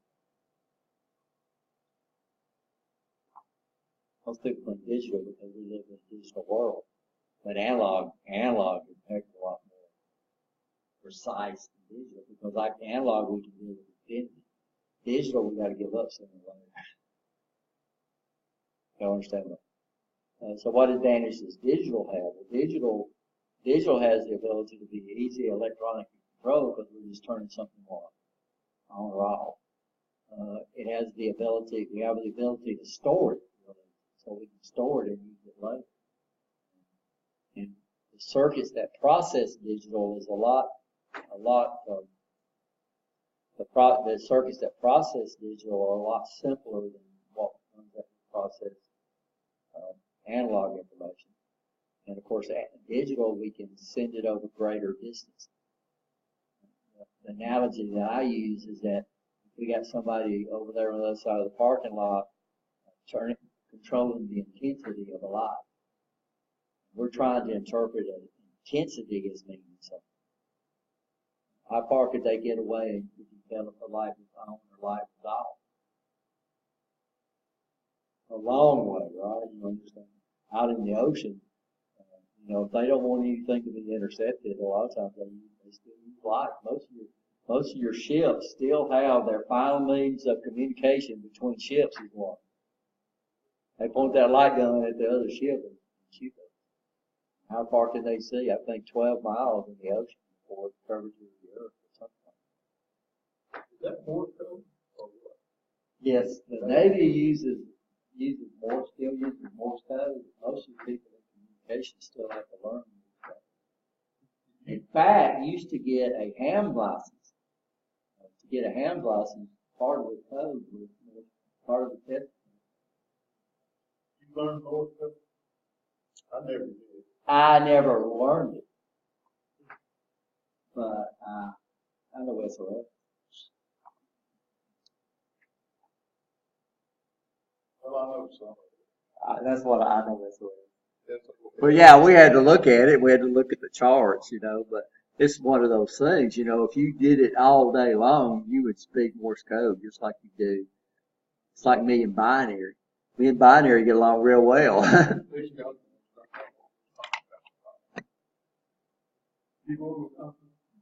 Yeah, everybody probably heard about Morse code. It was the first way that we sent information over long distance with Morse code. The telegraph, that was what they used. It used to be the primary method of sending information ship to shore too, because it could travel such a long distance with a very simple system. Presence. We have limit switches, we have proximity. So proximity means next to. The first proximity, before the term proximity came into being used inside of a manufacturing system, we had these things called limit switches. Well, yes and no. It is, but a limit switch is a proximity switch, but a proximity switch does not have to be a limit switch. So what has happened is that technically we don't call a limit switch a proximity switch, we call it a limit switch. Even though it is a proximity switch, right? It sees when something's at a spot. And then normally when we use the term proximity switch, we're talking about what we call the non-contact sensor. So a limit switch is a contact switch sensor, which means it's got to make physical contact with the device it's trying to sense. It's at a proximity. Proximity switch is the term that we use for your non-contact sensors that don't have to make physical contact, which are becoming a lot popular, but limit switches are going to be around for a long time.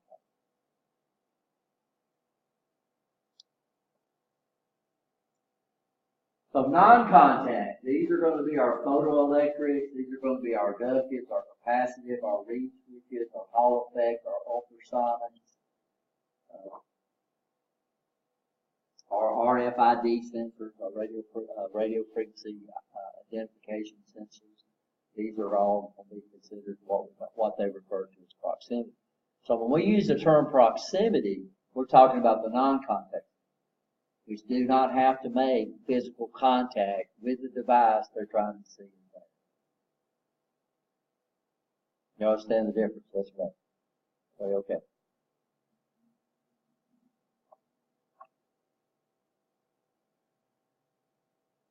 So non-contact sensors, force, pressure, flow, speed, temperature, and go on. Potentiometers, these are analog. Analog sensors. So a potentiometer is a position sensor, which means what? It can sense something over a range, right? The this one up. An LVDT, a linear voltage differential transformer, is an analog.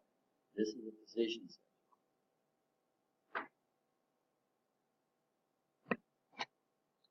Encoders are position sensors. An encoder is a term we use for a digital position, which means these guys are going to generate a combination of ones and zeros indicating the position. Okay. So all the robots over there are using coders.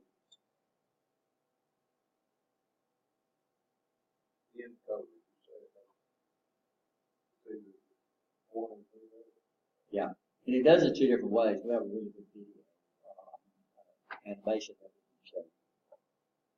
In fact, I'll flip over to the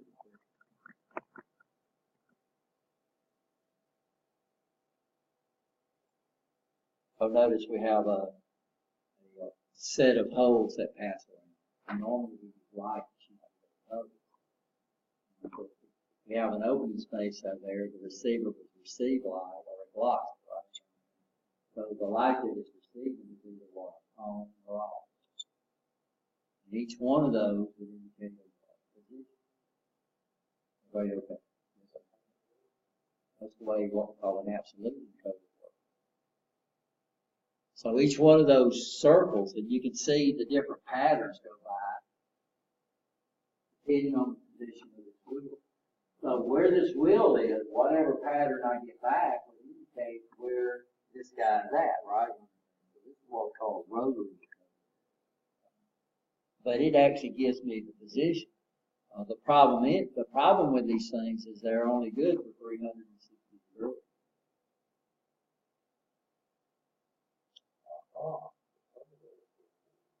Oh yeah. So we'd have to limit it to 360 degrees. But what's nice about this is that if I turn the system off and turn it back on, that encoder is going to tell me where it's at. Yeah, so this is why we call this an absolute encoder, because it gives us the absolute position. The other type of encoder we have, which is on your left, is what we call an incremental.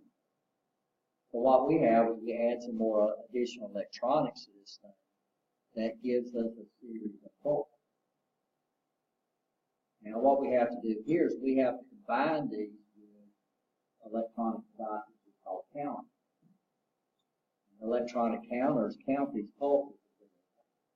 So the output of the position would be the output of the counter. Copy code. All of those codes are providing you a sequence of pulses. But 360 degrees means nothing to this. What determines how many positions you can hold, how high can your counters count, right? You know, not determined by the number of bands you have. So if I wanted to count up to 2048, I would need counters that could count it that far. If I wanted to keep up with 2048 positions, you would have to have 11 bands on my absolute encoder. Right, you understand? If I wanted to go up to 65,536, that's a counter that can count 16 bits. And that's all I would need. I could keep up to 65,536 locations on an incremental. On an absolute encoder, I would have to have 16 bands. Each one of them would be on different path. So an incremental encoder, what size of a counter? Right? A little 16-bit counter would be up there, right? You know what I'm saying? What kind? What is that?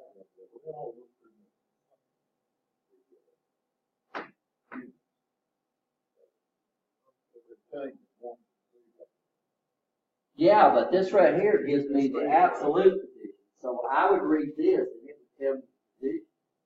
On this one right here, I would read the counter. Now notice they offset, we have two receivers and they offset. And they offset them, and what happens is that one will pulse before the other. So whichever one pulses first, that would determine the direction. So if I spin it one way, it would tell my counters to count up. If I spin it the other way, it would tell my counters to count down. But the incremental encoder is not limited by the number of revolutions, by the number of bands, right? So the one on the right doesn't repeat. I mean, sorry, the one on your right, the one on your left doesn't repeat. The problem is this one's on the left is controlled by a counter. Counters only work when they got power. If you turn counters off, they lose their count. So I mean, these incremental encoders, if we're going to turn the power off, then they're going to have a battery out there to keep those counters count, keeps the count, right? You understand that? While power's off. Or we have to start from a known position on the point of origin. So this is why just about all your printers use incremental encoders. When you turn your printer off and turn it back on, you hear it doing this stuff right there. And what it's doing is it finds it. It's usually got a sensor over on the left-hand side. It'll move over there and hit it. It says, okay, this is 0. And from then on, every pulse would mean something, right? You understand that? So incremental encoders, to get position, we have to set up what we call a point of origin, or a 0 reference. On the absolute encoder, that just goes to the side, or goes to the side. Kind of like a music box code. Well, each one of those music box represents a note. Well, over here, the pattern you get out represents a position. You're right, and you can only have so many notes on that band. If you want more notes, the song is longer, you have to do what? Or if you want to if you have more notes, then it's got to get wider, right? You understand? Of course, luckily music, we don't have so many notes available to it. Robots use incremental. But we got every one of your robots have a battery in the robot. Now, why is it in the robot? Because we have the ability to take the robot off. If I took the robot off, and I didn't have if I didn't have batteries on there, it would do what? It would lose the robot. Now, that's one of the things you learn how to do is you learn how to reorient the robot. So what you do is you move the robot or jog the robot to a position, and you say, okay, this is 0. But if you don't do that, then the robot won't run because it don't know where it's at, right? You can move it manually because manually you're depending on your eyes. If you try to switch it over to run a program, none of your programs will run because all your programs, all your positions are stored relative to origin, right? So the advantage of incremental encoders is that they can handle a lot more counts, right? What's nice about an absolute encoder is that we can remove power from the encoder and put it back on there, and what? Yeah, it knows exactly where it's at. So all the robots use incremental encoders, but they call them battery backed. But when the controller reads it, it looks like an absolute encoder. So a lot of them misidentify those. They'll call them absolute encoders, but they're not. Technically, they're called battery backed absolute encoders. Even though they're not absolute encoders, they appear to be one. Absolute because the battery's there. If the batteries on these robots ever go out and you turn off that controller, you lose the origin. Which is no big deal except on the Mitsubishi that's on the Festo line. So one of the procedures when you look in the manual, it tells you how to read the order. What they say on the Festo, on the Mitsubishi robot, is it's so light you can do it. You turn it on, you release the brakes, and then you can manually move the robot. What you do is you manually move the robot all the way until it hits maximum limits in the reverse direction. And then Nancy did that, and when we did it, it missed everything about this law. So come to find out that Festo used their wrong origin. You had to have a special thing that you put on the end of the robot that you touch on the bottom, and then you set the origin that way. So we had to get Festo to send it that. jig, we could reorigin that robot. So I can come up with an origin. The welder up on the machine shop, it's got a torch on it. For reasons we're not going to talk about. You got different motions that the robot can't do if you got two axes that are aligned with each other. We call it singularity. Well, the problem is that when you mount the torch on there, the robot would go to singularity when it comes down. But what Lincoln did is they redid the origin, so the torch is pointing down. So normally the torch would be pointing straight out. The problem is that they couldn't point it straight out in its origin because the feed for the welding torch is to the top of the robot. So they did their own origin. So they origined it so the tool is pointing down, and now the feed for the wire welder is pointing up in there. Well, they didn't tell us that. So when it went dead, we got to look out and went through the origin. We had to do that. We knew how to reorigin the planet. We got 3 of them. We did the origin. First of all, we figured out we couldn't do it because we couldn't get it back up to the factory origin point because the feed for the torch. So we called Lincoln, come to find out that they had a different origin, but they scribed it on the robot. So they scribed it on the stationary part and the rotor part. And once we did that, it worked. So just because you got a procedure that tells you to redo the origin doesn't mean it's right, because the end user has the ability to establish an origin where they want it, right? Does that make sense? So you can look at that's the origin for that robot right there. So what we do is we got a program we call Zero that we wrote or taught, that every time we get ready to park these things, we park them at origin. And that way, if the power fails and we don't have batteries, then we can crank it up, reorigin the robot, and as long as we don't turn power off the robot, we can run it until we get batteries in. The problem is that batteries cost these guys use C batteries to keep those around. But that robot right there will probably run 2 or 3 years. If I went out and bought C batteries right now, by the time it came time to change them, those C batteries would probably be dead anyway. Right? The other robots use lithium batteries. Lithium batteries cost a lot of money. So we don't keep spare batteries for a robot. But we park them in what? We park them at their origin. So these are the different type of digital encoders. These are used a lot because these work real well with PLCs. Standard inputs on a PLC are digital. You can get it with analog inputs, but going from analog to digital adds cost, right? And probably over 90% of your sensors or your control devices are digital devices. So the Siemens PLC has a lot of analog inputs. It's got analog outputs too. This is a 300 series, 300 series step. I think it's a 314 processor. Go over and look at that. I'll take another break. 2 minutes. Class goes to 1:30, by the way, not 1 o'clock, like I told you last. So these are some different types of sensors. The one on your right is called a thermocouple. These are very, very popular. What's nice about a thermocouple is that it produces a what? Can I see what that says? Yeah, so a thermocouple actually puts out a voltage that's proportional to temperature.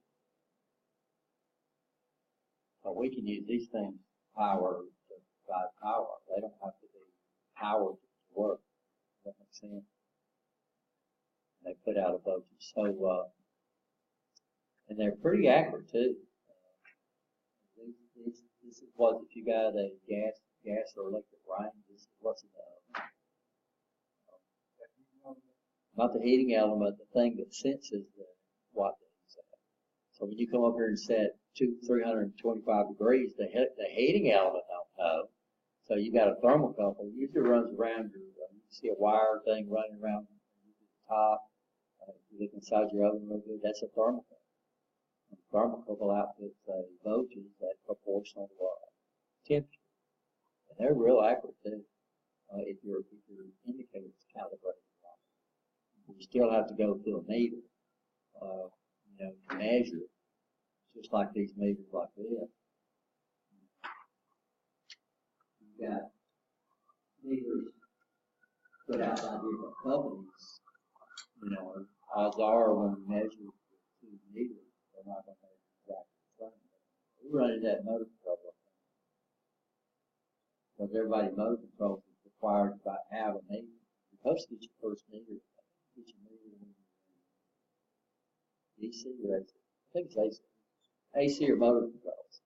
Whichever one you run into first. That's what you're required to have your meter. What we decided to do, some of the people in TRA don't like that, is that we take the cost of our program and spread it out over the program. If you went into air conditioning, they give you a list of tools. What's nice about the TRA is they can take that in the very first day and get all those tools that you use. And then they could drop out of school if they wanted to, and do what? But some of our guys complain about it because they couldn't get all their stuff to start off.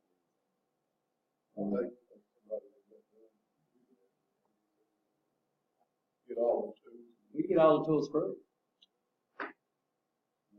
Cost them, cost her, cost us, they pay. We get all the tools free. Of course, they don't learn to pray, but they don't have to go to school. So they got all the tools.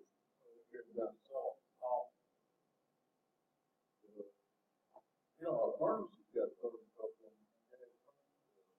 Got thermocouples, gas water heaters use a thermocouple to determine if the pilot light is lit before it opens up the main valve.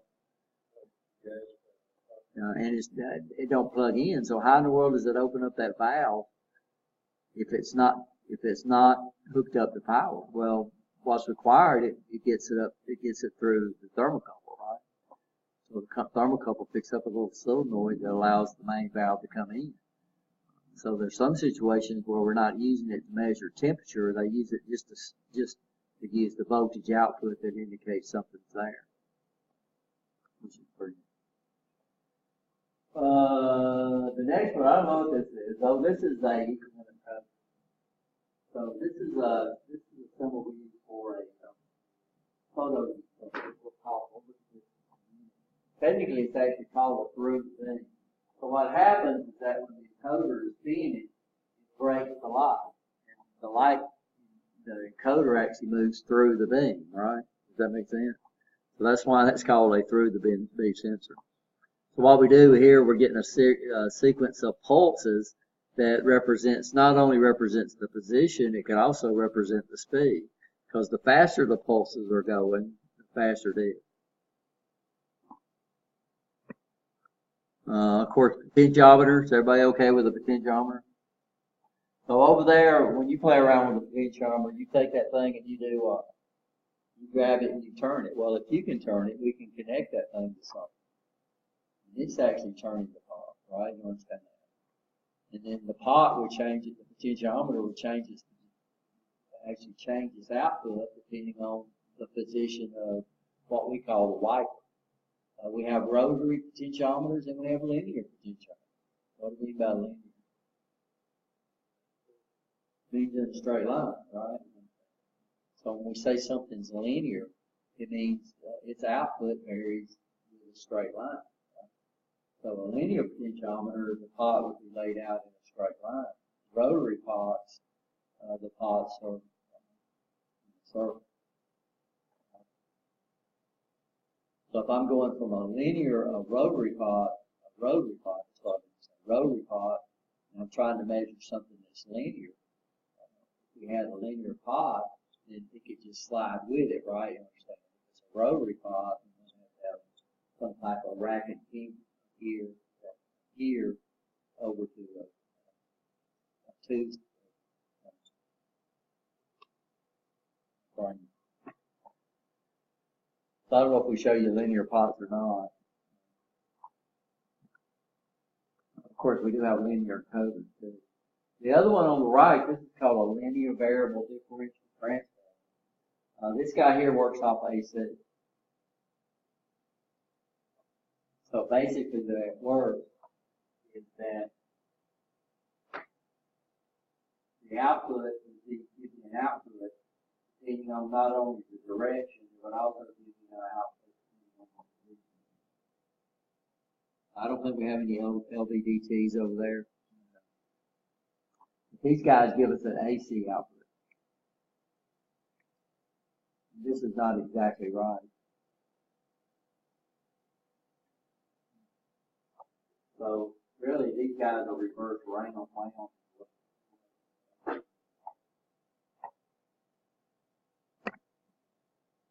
These are potentiometers. You okay with that thing? So what we do is mechanically connect the potentiometer up to whatever we're trying to do. We use this guy. We call this the wiper for obvious reasons. So this literally wipes across a. Of course, what happens is we get a different voltage out of it depending on its position. In fact, a lot of people refer to these as variable voltage dividers. They divide the voltage out on the wiper. The voltage never changes across the outside, right? So when we talk about a 10K pot, that has nothing to do with what we call the wiper. That means it would measure 10 volts. If you took it out of the circuit, it would measure 10K between A and C. And that's what we mean when we say it's a 10K pot. The resistance between A and B would vary, and the resistance between B and C would vary depending on where the pot's at, right? Does that make sense? And what it does is it taps off that voltage. So if I've got 12 volts up here and 0 volts down there, then I could get any voltage between what? 0 and 12 volts. And these voltages would represent a what? A position. So pots are position sensors. They're not proximity sensors. They are position sensors. So as long as we're in the range of the pot, we would get a voltage out indicating the what? The position. And you'll learn that when you take the sensors class. We talk about a transfer function. Well, a transfer function is you calculate how many volts you would get for every degree or something.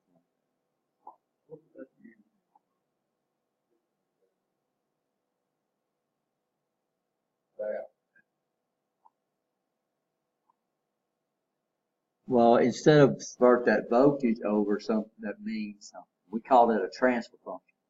And like I said, if and when you take the sensors class, that's what we'll do.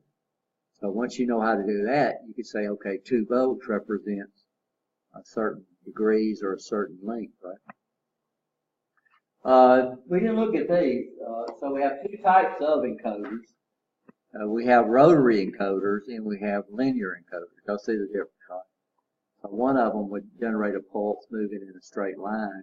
The other one would generate signals on rotation. It's very easy to take rotation, linear, and convert it into rotation. You can see how they did it on that. So that conveyor belt is linear when it moves across there. But they just take the encoder and put it on a wheel and make it ride on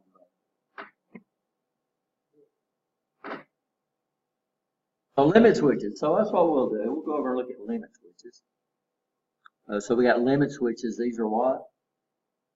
Contact sensors, which means what? They got to make physical contact with what they sense. We have proximity. So normally when we use the term proximity, we mean non-contact. We have a bunch of photoelectric we'll go look at.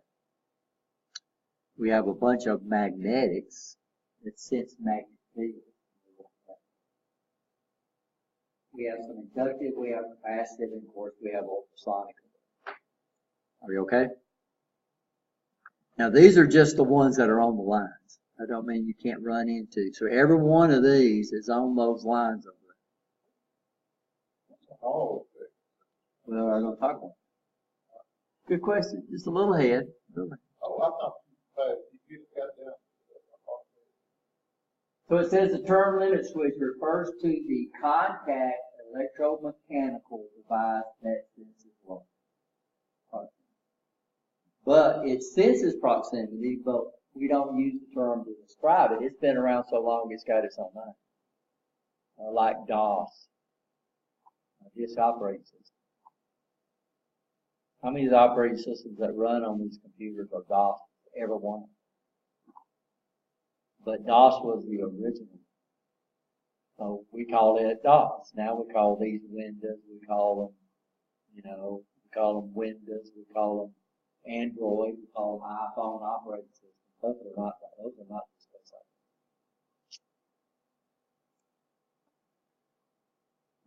Proximity sensors. These are your photoelectric, your inductive. These are your non-contact sensors, right? You can play with it. You can. You can scratch them big. These are limit switches. They can be big, they can be small, determine about how much or the capacity or the current they're going to have.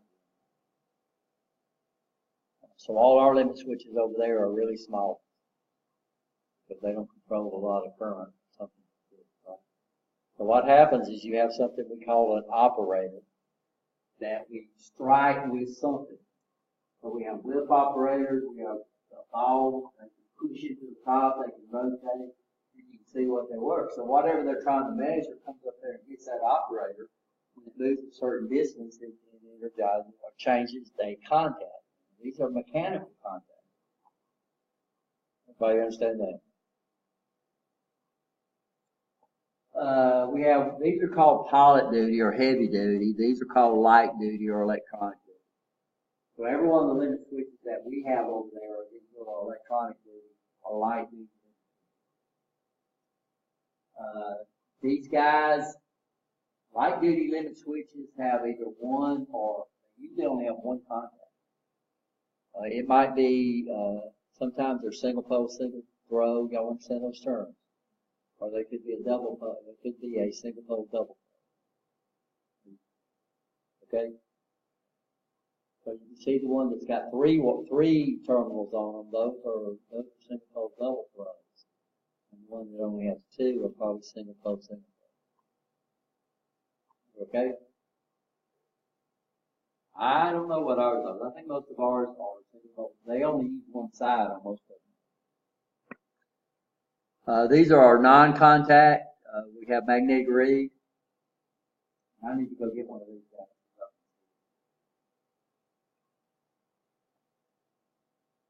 We're going to do our what lab? Okay. Everybody okay here? So these are magnetic reed switches. We have what they call mercury switches. These guys are not very popular anymore, but you might run into them. What we do on a mercury switch, this is an old thermostat on the house.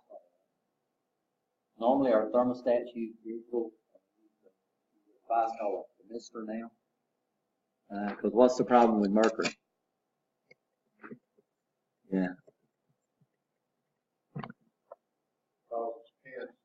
Yeah, and the problem with mercury is that the molecules of mercury are thin enough to get through the pores in your skin. So lead is dangerous, but the molecules on lead, if you don't have, lead is safe to handle as long as you don't have any cuts or anything on your hand. Mercury is dangerous to handle. So this is what we call, but mercury is a metal, and most of your metals are good conductors. So this is a thermostat we use to set this. And you can see all we're doing is just changing the angle of the mercury. And what it is, it's got contacts back here. And when it comes over here and hits a certain temperature, the mercury comes back and closes the contact. This is a bimetallic spring or strip. So what happens, bimetallic, the metals have different coefficients of expansion, and they're bonded together. So what happens when this thing here heats up, it wants to unspring, and when it cools down, it wants to spring back. And this was used for temperature sensors inside of houses for years. You can still see these in there. You'll see that? Y'all can actually see the mercury moving. I'm going to pass this around. This is called a mercury switch. This is what they call a wet reed switch, or it's also called a mercury switch. The switches themselves are not dangerous. It's just that this is usually in a glass tube, and we use them in burglar alarms on cars all the time too. So they used to have a mercury switch in there that if somebody came up here and jacked your car up, it would set off the mercury switch. Now they do it with counterweights, kind of like a pendulum that hangs down, and when the car picks up, the pendulum swings back and makes contact, which is a lot safer. The mercury switches were around for years. And so when this thing gets into a certain position, it's still a proximity sensor. That mercury comes back and covers that contact. Mercury is a metal, but it's a metal that has an extremely low melting temperature. So normally when we see mercury, it's in a liquid state. It's melting.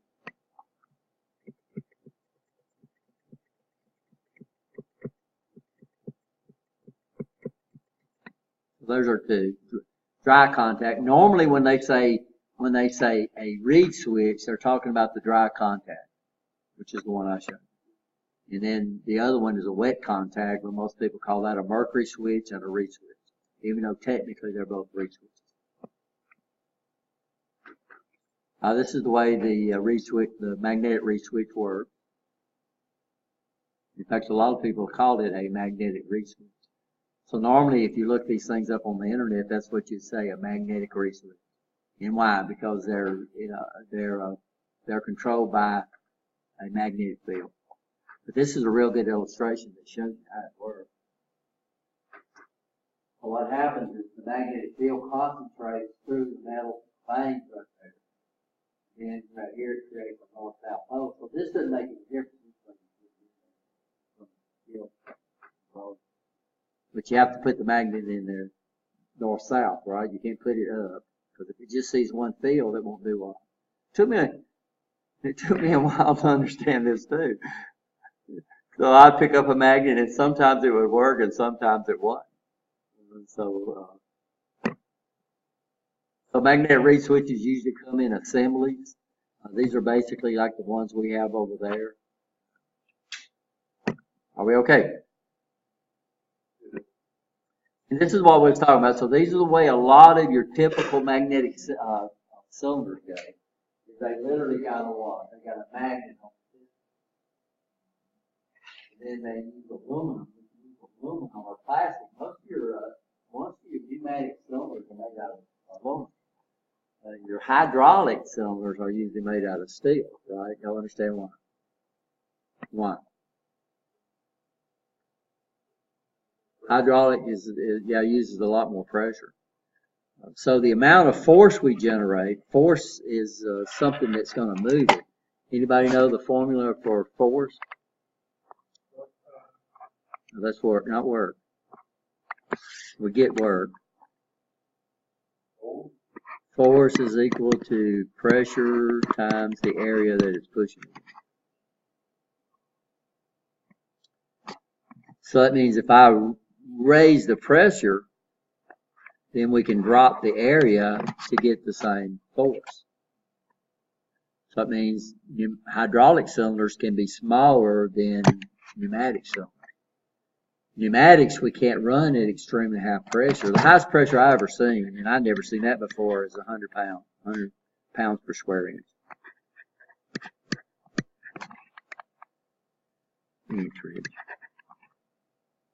And that was up at the Firestone plant that we went out. I think the highest they ran out at U.S. Steel when I worked out there was 200 PSI. The airplanes that I worked on used 3,000 PSI hydraulic pumps.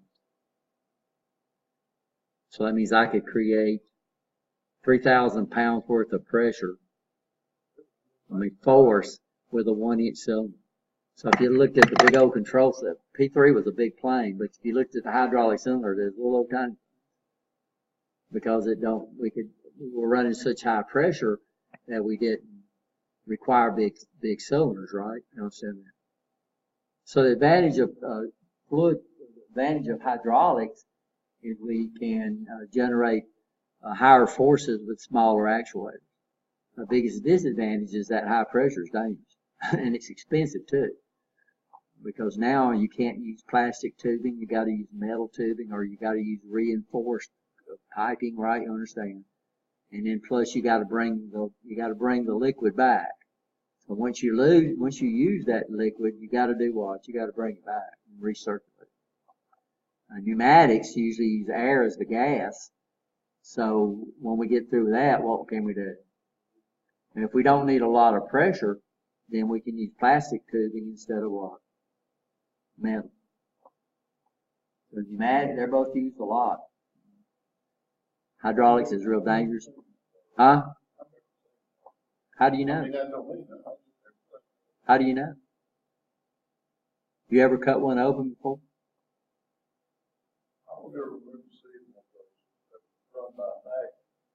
It's not run by a magnet. It's not run by a magnet. The magnet is in there to indicate what position. Hey, I'm at this position. So you still put fluid into one side, and then the Hall effect sensor is sitting up here. And when this magnet moves up to that Hall effect sensor, it says I'm extended. When it moves over that Hall effect sensor, it says I'm retracted. So the magnet is not being moved by a magnet.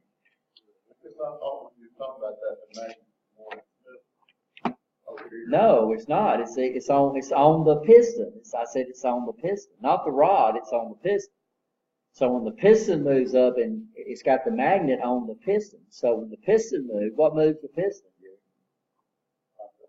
Hydraulics, pneumatics. Now, of course, here it's pneumatics, and it's aluminum sensor. So aluminum sensor is non-ferrous, so it doesn't concentrate the magnetic field.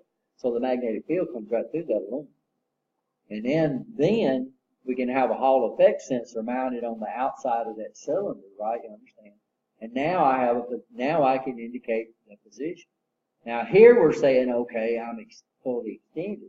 Well, we could put that thing anywhere, right? And we can say, okay, when does it pass the center position or something like that? But it gives us a true or false indicating what position that cylinder's at. It's harder to do with hydraulics. Hydraulics, we usually have to attach something to the rod, because hydraulics don't normally use, depends on the pressure, but hydraulics, usually the cylinders are metal. Steel, right? And steel is ferrous, so what happened is steel would concentrate the field. It wouldn't let the field get out. So good question. I have seen one move with magnetics, by the way. We have what we call rodless cylinders. And what we got on the rodless cylinders, we got a carriage that's a magnetic material. Not magnet, it's a ferrous material, which means it. And then what we do is down here, we have a big magnet that we move back and forth, and the way it works is pressure moves the magnet. And this guy right here clamps onto the magnet and moves with the magnet. These are called rodless cylinders. And we got several of them over here that works off magnetics. There's different ways you can do it. You can run a band out here and have the band move the carriage, or you can have a magnet. All the ones that we have are magnets. Now, what's nice about a rod? So what determines how far we can go out would be how big this rod is. So the further we push it out, the more odds are we can bend it or break it off, right? You understand? So the advantage of a rodless cylinder is we can run these things because it don't have a rod, right? You understand what we're saying? Yes or no? So all the ones we have works on magnetics. So if you look at this robot over here, that gantry robot, the one that's mounted on top, It's a Rogers cylinder. And look how long that cylinder is. That cylinder is what? Probably 20, 24 inches long. It would be hard for me to have a cylinder that had a rod that long without it being real big. So this is what I want to show you. So let's go. We already know the resources. So let's go over and look at them. And then we'll come back and do our lab.